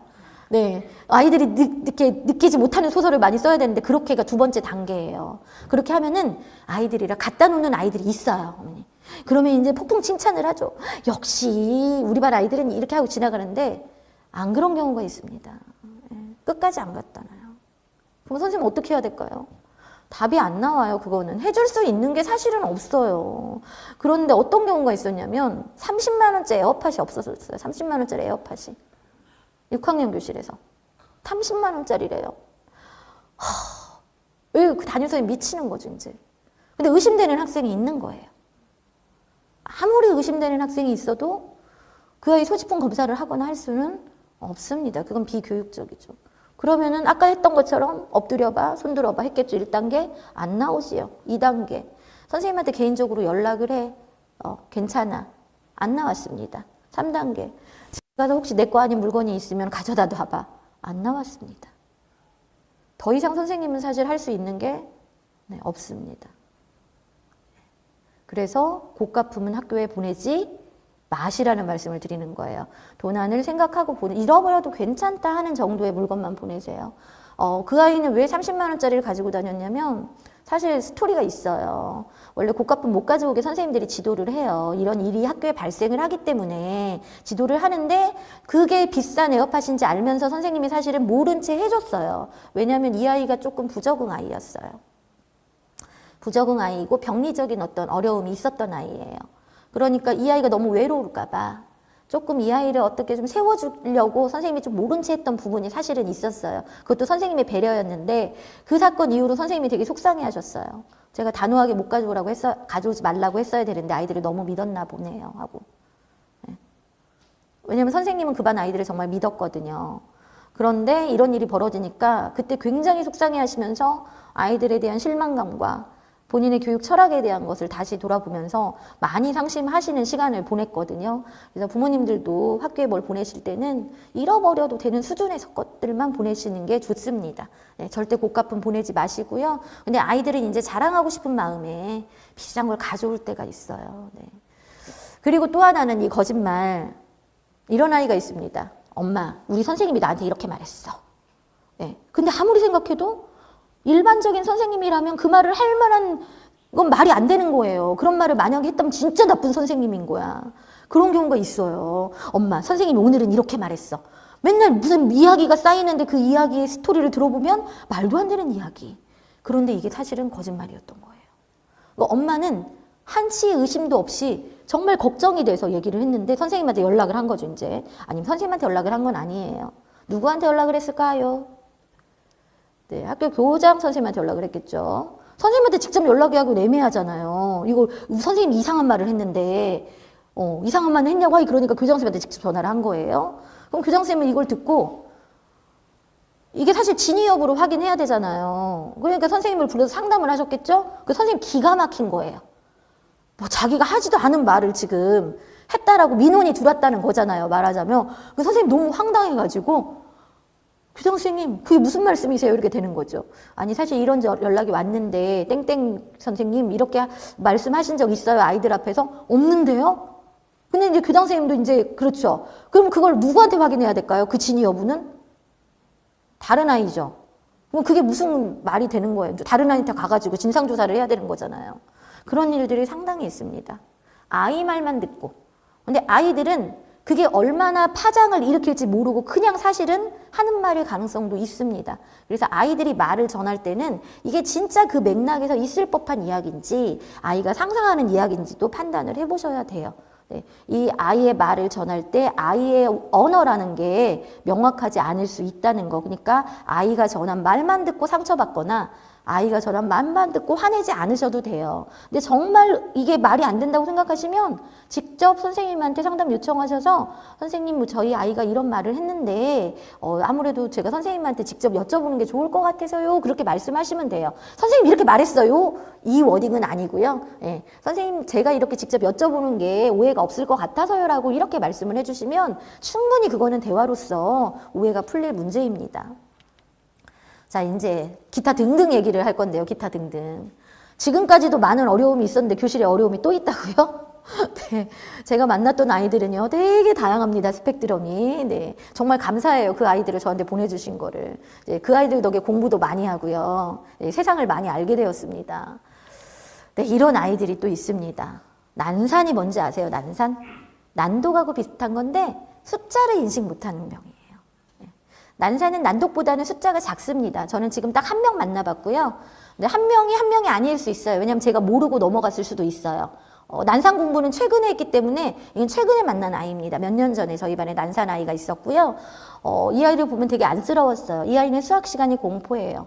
숫자가 인식이 안 되는데 어떻게 수학이라는 걸 해요. 어렵지요. 초등학교 5학년인데 곱셈 99가 안 되는. 네. 난산 때문에 그랬습니다. 근데 모를 때는 이게 곱셈 9가 왜 안 될까? 얘가 머리가 나쁜가 그랬을 거 아니에요. 얘 머리가 나빠서가 아니에요. 난산 때문에 그랬고요. 난산은 사실 진단은 지원을 해주는데 치료는 서울시 교육청에서 지원을 못 해주고 있어요. 안 해주려고 하는 게 아니라 난산을 교육할 만한 교육기관이나 이런 프로그램들이 아직 우리나라에는 없습니다. 아쉽게도. 우리나라는 아직 늦어요. 그리고 학생 수가 일단 난산은 비율이 적기 때문에 그렇고요. 이게 시간이 지나면은 좀 난산도 이런 어떤 지원 시스템이 구축이 될 거라고 생각을 합니다. 요즘 좀 늘어나는 게 자폐 스펙트럼입니다. 예, 좀 많아지고 있습니다. 숫자가. 자폐 스펙트럼을 가진 아이들은 꽤 자주 만나요. 네, 올해도 만났고요. 만나는데 자폐 스펙트럼은 크게 세 가지 양상을 띠거든요. 이렇게 운동틱이라고 그러죠. 눈을 깜빡이는 거. 가장 많은 아이들이 눈을 깜빡이는 거예요. 꽤 많습니다. 눈 깜빡이는 건. 근데 이게 지속적으로 일어나는 게 아니라 일시적으로 어떤 기간 내에 이렇게 일어나는 경우가 많아요. 그래서 어떤 기간에 막 심해졌다가 어떤 기간에는 좀 아이가 편안해지면 좀 나아졌다가 틱 같은 경우는 부모도 쉽게 발견하잖아요. 그래서 이런 경우는 병원을 잘 가시더라고요. 쉽게 발견이 되기 때문에. 그런데 이제 학교에서는 틱이 있으면 어떤 어려움이 있을까요? 친구들이 너 왜 그래? 눈을 계속 이렇게 하니까 너 왜 그래라는 질문을 받게 되죠. 그래서 사실은 틱이 있을 때는 담임선생님과 꼭 말씀을 드려야 돼요. 왜냐하면 선생님 사실은 땡땡이가 요즘 이런 일이 있어서 병원을 갔는데 네, 무슨 틱이라고 하더라고요. 그래서 이런 증상이 나타날 수 있어요 라고 말씀을 드리면 담임선생님께서 어떻게 조치를 하시냐. 아이들한테 말을 합니다. 얘들아 땡땡이가 눈을 깜빡거릴 수 있어. 근데 너희가 자꾸 관심을 가지면 더 그럴 수 있으니까 그냥 신경 쓰지 않았으면 좋겠어라고 말씀을 해주세요. 그게 필요합니다. 그래야 아이들도 얘한테 너 왜 그래라는 소리를 안 해요. 그래서 부모님이 이런 경우는 꼭 말을 해주셔야 담임선생님 이 아이를 지지해 줄 수 있습니다. 누가 눈 깜빡거리는 틱은 그래도 괜찮은데 어떤 틱이 조금 어렵냐면 소리 내는 음성 틱이 있어요. 하루 종일 소리를 내요. 네. 하루 종일. 네. 그럼 평소에 이렇게 시끄러울 때는 괜찮은데 시험 볼 때, 조용할 때는 이게 이제 아이들은 신경을 쓰이는 거예요. 이 음성 틱은. 그게 조금 그 아이는 어려울 수 있어요. 근데 그것도 걔가 하고 싶어서 하는 게 아니에요. 어쩔 수 없는 거잖아요. 그거는. 특히 음성 틱 같은 경우 시험 볼 때 많이 나타나는데 긴장도가 높아지면 더 심하게 옵니다. 그래서 그 아이는 시험을 보면 틱이 더 심해져요. 네. 더 심해지는데 이것도 이제 담임선생님이 아이들한테 이렇게 지도를 하죠. 네, 지도를 하고 선생님 그런 아이가 그러니까 그런 아이가 1년 동안 그런 행동을 하는데 우리 아이는 그러면은 힘들어서 어떻게 해요? 라고 하는 학부모님도 계십니다. 네, 우리 아이 힘들어서 어떻게 해요? 우리 아이가 더 힘들까요? 그 아이가 더 힘들까요? 그 아이가 더 힘들어요. 1년이잖아요. 우리가 같이 살아갈 때는 이걸 조금 보듬어주고 이해해주는 부분도 사실은 필요합니다. 힘든 건 알지만 이것도 그 아이의 성장에 있어서 도움이 될 거라고 생각하고 그냥 우리 공동체라고 생각하시고 이 아이들을 좀 보듬어 주십사 부탁을 드려요. 가장 어려운 틱이요. 이제 언어 틱 중에 이런 틱이 있어요. 욕하는 틱. 아시죠? 방송에 가끔 나오는데 나도 모르게 막 듣기 거북한 욕을 막 하는 아이들이 있습니다. 그런 경우 굉장히 힘든데 한 번도 만나보지 않았어요. 저는 그런 아이는. 예, 그냥 듣기만 했고 많지는 않을 겁니다. 근데 이 자폐 스펙트럼 관련해서 제가 이제 한 가지 드리고 싶은 말씀이 있는데, 제가 되게 존경하는 선배님들이 많은데 그중에 특별히 더 존경하는 선배님이 얼마 전에 되게 고민을 하시더라고요. 2학년인데 3월 셋째 주 상담 전에, 그러니까 3월 둘째 주 정식 상담 전에 학부모님하고 통화를 했대요. 그래서 무슨 일로 통화하셨어요? 그랬더니 본인 반 아이가 자폐 스펙트럼이 걱정되시는 거예요. 일단 눈을 못 마주치고요. 그 다음에 대화가 안 되고요. 묻는 말에 대답이 안 되고요. 묻는 말이 아니라 지가 하고 싶은 말을 해요. 자폐 스펙트럼 양상 중에 하나가. 근데 선생님이 아무리 봐도 걱정이 되시는 거예요. 자폐 스펙트럼일 것 같은 거예요. 그러니까 부모님한테 조심스럽게 땡땡이가요, 저랑 눈을 잘 못 마주쳐요. 그리고 의사소통이 잘 안 돼요, 어머니.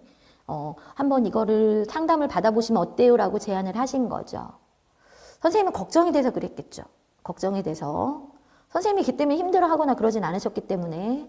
그런데 부모님이 이제 그걸 수용하기가 어려운 마음이셨나 봐요. 소리를 지르면서 우리 아이가 자폐라고 그러는 거냐부터 시작해서 우리 아이를 그렇게 낙인 찍어가지고 땡땡땡땡 뭐 뒤에 얘기는 그렇게 진행이 됐습니다.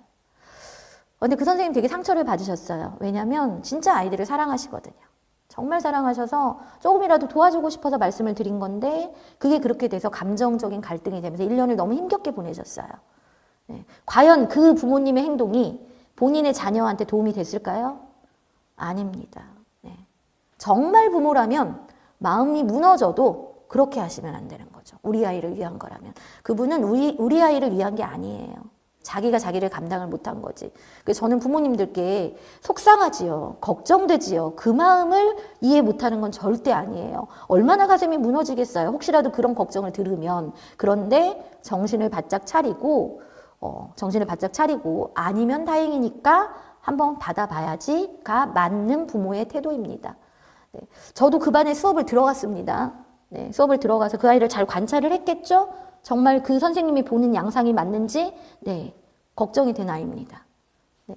여러 사람이 그렇게 말할 때는, 그리고 그 많은 아이들을 마주했던 경력 선생님이 말할 때는 그만한 근거가 있게 말을 한 거예요. 아니면 다행인 거죠. 네. 요즘 많아지고 있습니다. 선택적 한묵증 숫자가 많아지고 있습니다.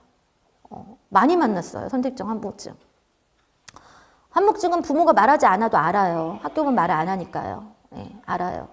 사실 이 부분은 선생님이 되게 안타까워하는 부분이에요. 도와주고 싶은데 도와줄 방법이 없어요. 방법이 진짜 없어요.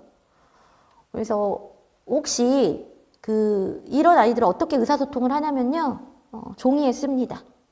쓰는 건 해요. 의사소통하고요. 아이들한테 말을 했거든요. 아이들한테 땡땡이가 말하는 데는 어려움이 있지만 듣고 쓰는 거에는 전혀 어렵지 않아. 그러니까 너희가 하고 싶은 말이 있으면 말하고 의사표현은 종이로 이렇게 하면 돼. 라고 해서 잘 지내기도 했습니다. 근데 이 아이는 이제 그런 아이들도 있고요. 아까 티금 말씀을 드렸고. 네. 누가 힘드냐고요?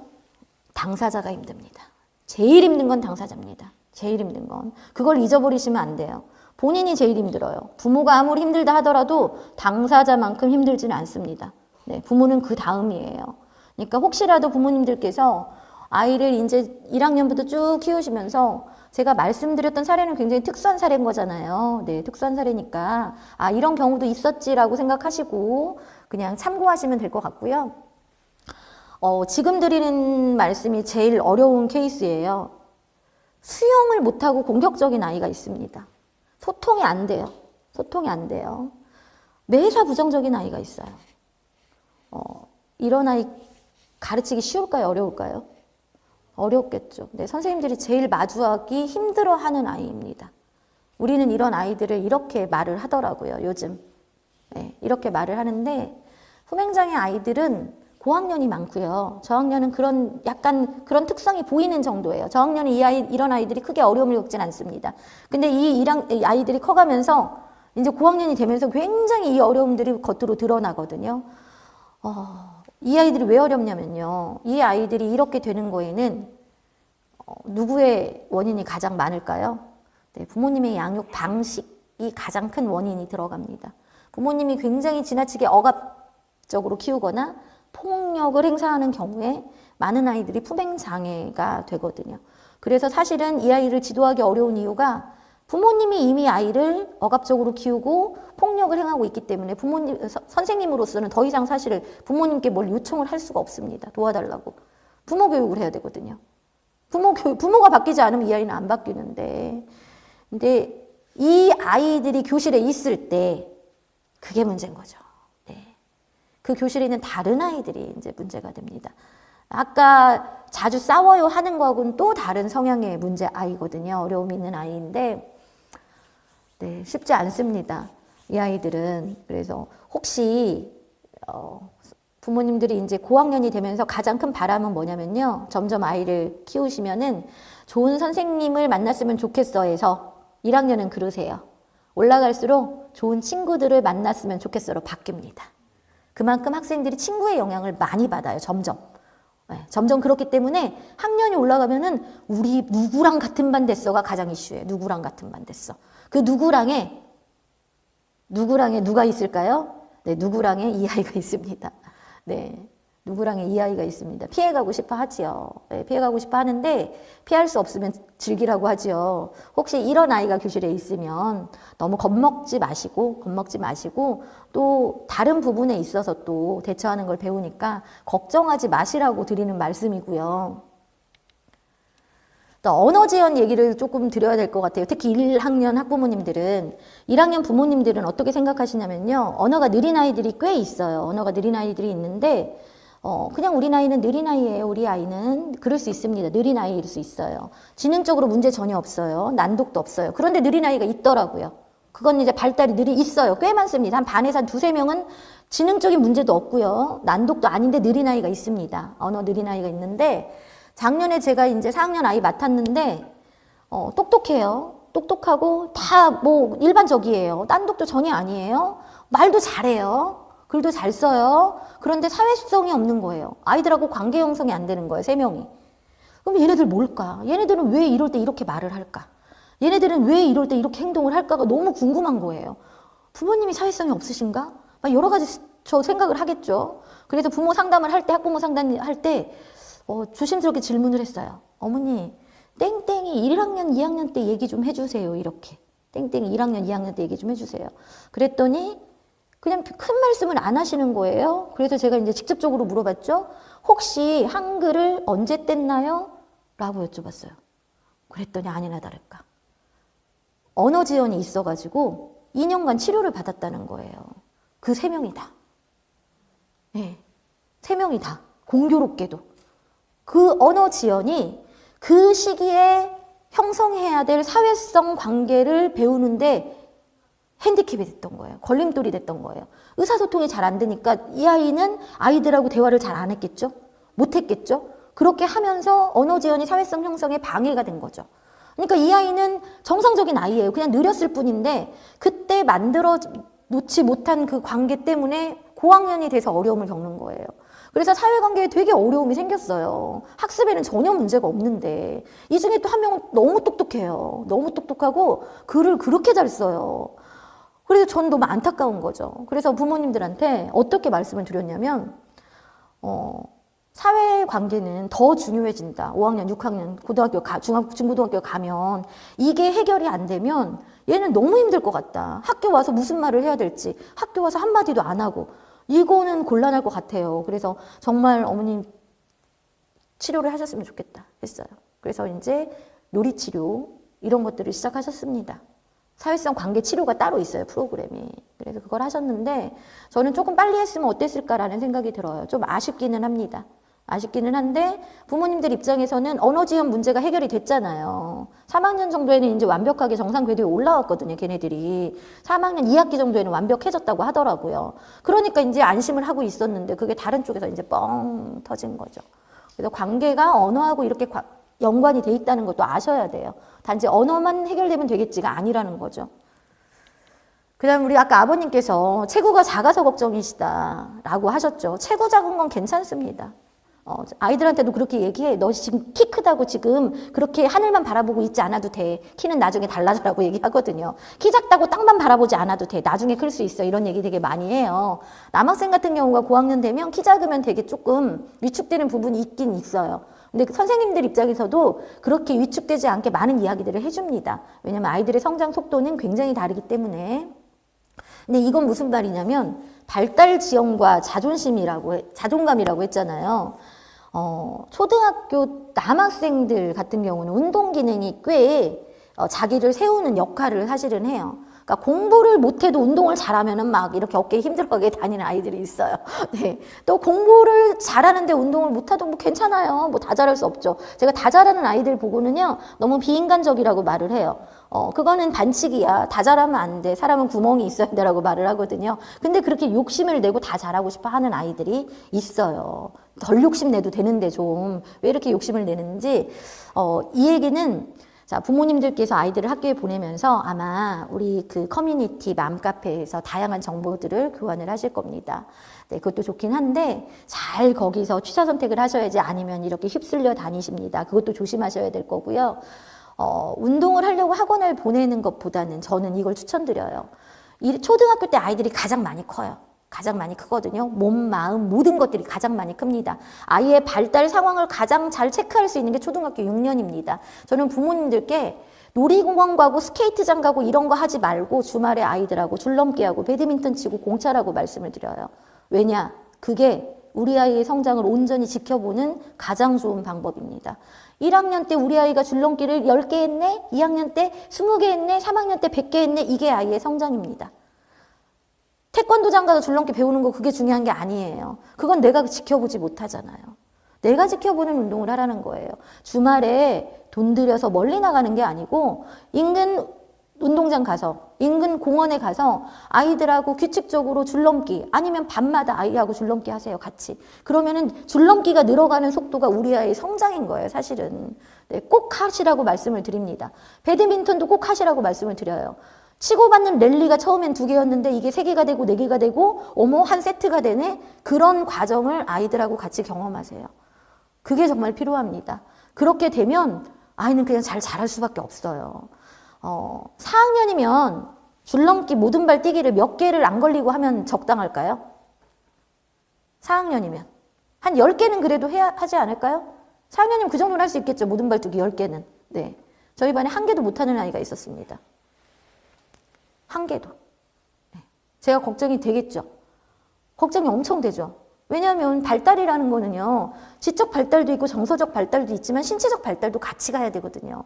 근데 1학년도 아니고 4학년이 줄넘기 1개를 못한다고요? 걱정이 됐습니다. 그래서 부모님을 불렀겠죠, 또. 네, 불렀습니다. 저는 전화 상담 잘 안 해요. 오해가 생기거든요. 얼굴을 보고 해야지 오해가 안 생기더라고요. 불러서, 어머니, 땡땡이 운동 뭐 해요? 네, 안 한다고 하더라고요. 운동을 싫어한대요. 네, 운동 싫어해요. 책만 좋아해요. 책만 좋아해요. 똑똑한 아이입니다. 줄넘기라도 해야 될 것 같아요. 그래서 매일마다 아이하고 줄넘기 꼭 하세요라고 했어요. 그렇게 해서 처음에 시작을 했어요. 꾸준히 했을까요? 못했습니다. 왜? 속 터져서요. 결국 얘를 학원에 보내더라고요. 네, 줄넘기를 가르치는 학원에. 저는 그렇게 드린 말씀이 아니에요. 같이 성장을 지켜보라는 말씀인데 결국은 본인이 힘드니까 학원을 보내시는데 뭐 그것도 감사하기는 하죠. 근데 저의 의도하고는 다르게 선택을 하셨어요. 근데 여기 계신 부모님들은 방학 때 어디 멀리 가시는 것보다 아이들하고 그렇게 운동을 꾸준히 해보시길 권해드립니다. 그래서 우리 아이 발달 상황을 부모님이 체크를 하세요. 우리 아이가 줄넘기를 하나도 못하고 있어. 그럼 안 되잖아요. 그럼 부모님이 가르쳐 주세요. 그리고 학교 교육과정, 정규 교육과정에 줄넘기가 나오는 건 아니에요. 그냥 운동 삼아 시키는 거거든요. 네, 그러니까 그냥 시키시면 돼요. 학원까지 보내실 필요는 사실은 없습니다. 네. 그래서 발달이 사회성하고도 관계가 되기 때문에 그 아이가 아이들하고 관계가 좋을까요? 어렵습니다. 네, 관계 맺기가 어려워요. 체육 시간에 가만히 서 있는 아이거든요. 가만히 서 있는 아이예요. 경쟁용 게임을 해야 되는데 경쟁이 안 되지요? 얘는 가만히 서 있으니까 이런 어려움들이 생겨요, 사실은. 그래서 이게 또 다 따로따로가 분리되어 있는 게 아니고 연결이 돼 있기 때문에 꼭 오늘부터 가셔서 계획표를 짜셔서 어떻게 우리 아이의 성장을 지켜볼 수 있을 것인가. 같이 줄넘기를 꾸준히 할 것인가, 배드민턴을 할 것인가, 이런 거에 대한 이야기를 여기 안 오신 아버님 또는 어머님하고 얘기를 해보시기를 권해드립니다. 그게 아이의 건강한 성장을 지원하는 가장 좋은 방법입니다. 자, 완벽주의를 부모님을 위한 조언, 여기 계시는 부모님들한테 드리는 말씀이에요. 완벽주의시잖아요. 그러니까 여기 오셨지요. 네. 10번 중 5번만 잘해도 좋은 부모님이에요. 여기 오신 것만으로도 충분히 좋은 부모님입니다. 같은 행동을 반복하고 다른 결과를 기대해서는 안 됩니다. 무슨 말이냐면요. 땡땡 아이들한테 뭘 시켰어요. 뭘 시켰는데 얘가 안 해. 안 하는데 부모님은 변하지 않고 얘만 변하길 바라는 거는요. 그거는 말이 안 되는 거예요. 아이가 변하기를 바라면 부모님도 바뀌셔야 합니다. 자기 자신을 남들보다 더 가혹한 잣대로 절대 비판하지 마세요. 우리나라 부모님들이 약간 그런 성향이 있으세요. 잘할 때보다 잘못할 때 더 성장합니다. 인정하시죠? 네. 실수를 극복해야 이 아이가 성장을 하니까 두려워가지고 다 해주려고 하지 마세요. 아이가 스스로 성장할 수 있을 때까지 기다려주는 것도 필요합니다. 차분히 아이의 감정을 들어주세요. 고학년이 돼서 소통이 안 되면은요, 사춘기를 걷잡을 수 없습니다. 소통하는 부모가 되시라고 말씀을 드리고요. 소통하라고 했더니 아이한테 설교를 하더라고요. 그런 거 하지 마세요. 설교하지 마시고 그냥 온전히 다 들어주시는 부모님이 되시길 바랍니다. 그리고 현재를 만끽하세요. 다가오지 않을 미래를 걱정하기보다 지금 우리 아이한테 볼 수 있는 거를 충분히 보시고 우리 아이가 지금 누릴 수 있는 거를 충분히 누릴 수 있게 해주세요. 저는 저희 아이들을 초등학교까지 학원을 안 보내고 키웠습니다. 예체능은 보냈습니다. 악기, 운동 이런 건 보냈는데 흔히 공부학원 이런 건 전혀 안 보내고 키웠습니다. 네. 저는 지금 다시 키우라고 해도 그렇게 키울 것입니다. 초등학교는 초등학생으로 누려야 될 것들이 있어요. 네. 너무 부모님의 욕심으로 아이를 힘들게 하지 않으셨으면 좋겠고요. 그리고 아이들은 성장을 하거든요. 네, 성장을 해요. 그 성장하는 하나하나의 아이들한테 힘을 실어주시고 칭찬을 해주세요. 예를 들어서 너 일만큼 성장했다고 이거밖에 못했어라고 하지 마시고 그래도 성장이면 지지를 해주시라는 말씀입니다. 마지막으로 부모님들은 어떤 부모님이고 싶으세요? 라고 질문했을 때 소통하세요. 가장 중요합니다. 표현하지 않으면 모릅니다. 아이들도요. 부모님들이 너희한테 사랑한다고 하시지? 아니요. 라고 해요. 그래? 왜? 저희 엄마 아빠는 그런 얘기 잘 안 해요. 라고 합니다. 그런 아이가 잘 표현하는 아이로 성장할까요? 그렇지 않아요. 그럼 이렇게 말하죠. 저는 다 사랑해. 마음속으로는 표현을 못 하실 뿐이야. 아닌데요. 저희 엄마 아빠 저희 사랑 안 하는데요. 진짜 그렇게 말을 해요. 모릅니다. 네, 충분히 안아주시고 사랑한다고 말해주시고 끊임없이 칭찬해주시고 언어로 행동으로 표현해주세요. 네, 더 할 말이 없죠. 네, 모범이 되어주세요. 이것만 한 게 없지요. 네, 모범이 되어주셔야 하고요. 저도 학교에서 아이들하고 마주할 때 좋은 어른으로서의 모범이 되려고 많이 노력을 합니다. 좋은 어른으로서, 한 사회의 어른으로서 좋은 어른이 돼야지라고 생각을 해서 말도 아이들한테 함부로 하지 않죠. 그래서 함부로 말을 하는 아이들한테 그렇게 말을 해요. 땡땡아, 선생님이 너한테 그렇게 말을 한 적이 있니? 내가 그렇게 말을 하면 좋겠니? 아니요. 그럼 너도 그렇게 하면 안 되지. 이게 뭐든지 언어로 가르치셔야 돼요. 자녀를 이해하려고 노력하시고요. 노력하시겠죠. 그럼에도 이해가 안 될 뿐이지. 네, 그럼에도 이해 안 될 뿐이에요. 사실은 노력하신다고 생각을 합니다. 가장 중요한 거, 일관성을 유지해 주셔야지 이랬다 저랬다 하시면 안 되는데 이게 쉽지 않아요. 네. 똑같은 행동을 했는데 어느 날은 엄마가 괜찮다고 하고 어느 날은 막 화를 내요. 미치겠어요. 진짜 애들이 그렇게 학교 와서 말을 합니다. 네. 그게 왜냐면 부모도 사람인지라 나의 건강 상태, 컨디션에 따라서 행동이 달라지잖아요. 근데 아이들은 굉장히 혼란스러워합니다. 그러니까 평정심을 유지하시고 일관성 있게 자녀를 양육하시길 바랍니다. 예를 들어서 이런 경우가 되게 많아요. 저희 부모님은요, 공부 잘하는 거 중요하지 않다 그랬어요. 건강하게만 커달래요. 훌륭하시죠. 그런데 시험을 50점을 받아갖고 갔더니 난리를 치신 거예요. 되게 일관성 있으시죠? 이렇더라고요. 네. 그런데요, 선생님이 이거 가져갔더니 부모님 화를 내세요. 라고 하세요. 그러지 마세요. 네. 50점짜리 시험지를 가져왔으면 뭐가 틀렸는지를 봐주시면 돼요. 네. 점수는 보지 마세요. 네. 자기 돌봄을 소홀히 하지 말아주세요. 우리나라 부모님들이 되게 희생정신이 강하다 보니까 아이들한테 모든 걸 온전히 다 내어주기만 합니다. 그러지 마세요. 자기 것도 좀 챙기세요. 나도 좀 소중하게 생각하고 나의 칭찬에도 인색하지 않아야 합니다. 그리고 이제 마지막으로 여기 이제 아버님도 두 분 정도 이렇게 계시던 분이 하나 사라지셨는데, 네. 부부끼리도 여기 안 온 아버님들 특히 부부끼리도 서로 칭찬해 주세요. 우리 아이를 여기까지 키우는데 당신 정말 수고했어 라고 해주세요. 네. 그거 되게 중요합니다. 네. 혼자 키우지 않아요. 네. 같이 키우고요. 자, 교육 공동체에 뭐가 있을까요? 네, 이렇게 있습니다. 가정학교 교사가 교육 공동체입니다. 뭐가 빠졌죠? 아이, 어디 있을까요? 네, 가운데 있습니다. 우리 아이들은요, 이렇게 있어요. 가정과 학교와 교사는요, 누구를 바라보냐면요, 아이들, 학생들을 바라봅니다. 학생들을 바라보고요. 그러니까 사실 갈등이 생기는 건 말이 안 되는 거죠. 목적이 똑같잖아요. 우리 아이들의 행복한 성장이잖아요. 그런 갈등이 생길 이유가 없어요. 목적이 똑같기 때문에. 그런데 사회에서 말하는 이 갈등이 왜 생길까를 보면요. 사실은 몇몇 때문이라고 저는 생각을 합니다. 잘못 보는 시선 때문에. 그래서 제일 중요한 우리 아이들을 놓고 무엇이든지 판단하시고 생각하시라고 말씀을 드려요. 꼭 아이를 중심에 놓고 생각하세요. 내가 아니라, 내 감정이 아니라 아이를 놓고 생각한다면 내가 어떻게 해야 되는지가 보이실 거예요. 그러면 사실 갈등이나 이런 건 전혀 있을 수가 없습니다. 아이를 가운데 놓고 생각하시고요. 우리 아이들 너무 소중하잖아요, 진짜. 네, 저는 안 아프고 크는 것만으로도 너무 감사하거든요. 네, 그러니까 그 마음 잃지 마시라고요. 옆집 아이하고 비교해가지고 절대 그 마음을 흐트러뜨리고 우리 아이가 뭐 진짜 좋은 대학에 안 갈 것 같아가지고 걱정하지 마시고 그 마음 하나 온전히 건강하게 자라주는 거. 이 건강하면은 몸만 있는 거 아닙니다. 마음도 들어가는 거예요. 건강한 몸과 마음을 갖고 자립할 수 있는 아이들도 키워내는 게 목적이 되도록 아이를 중심에 놓고 봐주시길 바랍니다. 너무 감사하고요. 네, 너무 감사하고 행복하고 건강한 네, 교육을 부모님들의 교육을 응원하겠습니다. 감사합니다. 네. 네, 혹시 질문이 있으신가요? 없으신가요? 그럼 끝나고라도 개인적으로 질문하시고 싶으신 분은 제가 뭐 시간이 있으니까 시간 많으니까 질문하고 가시면 됩니다. 네, 그럼 편안하게 돌아가시기 바랍니다. 감사합니다.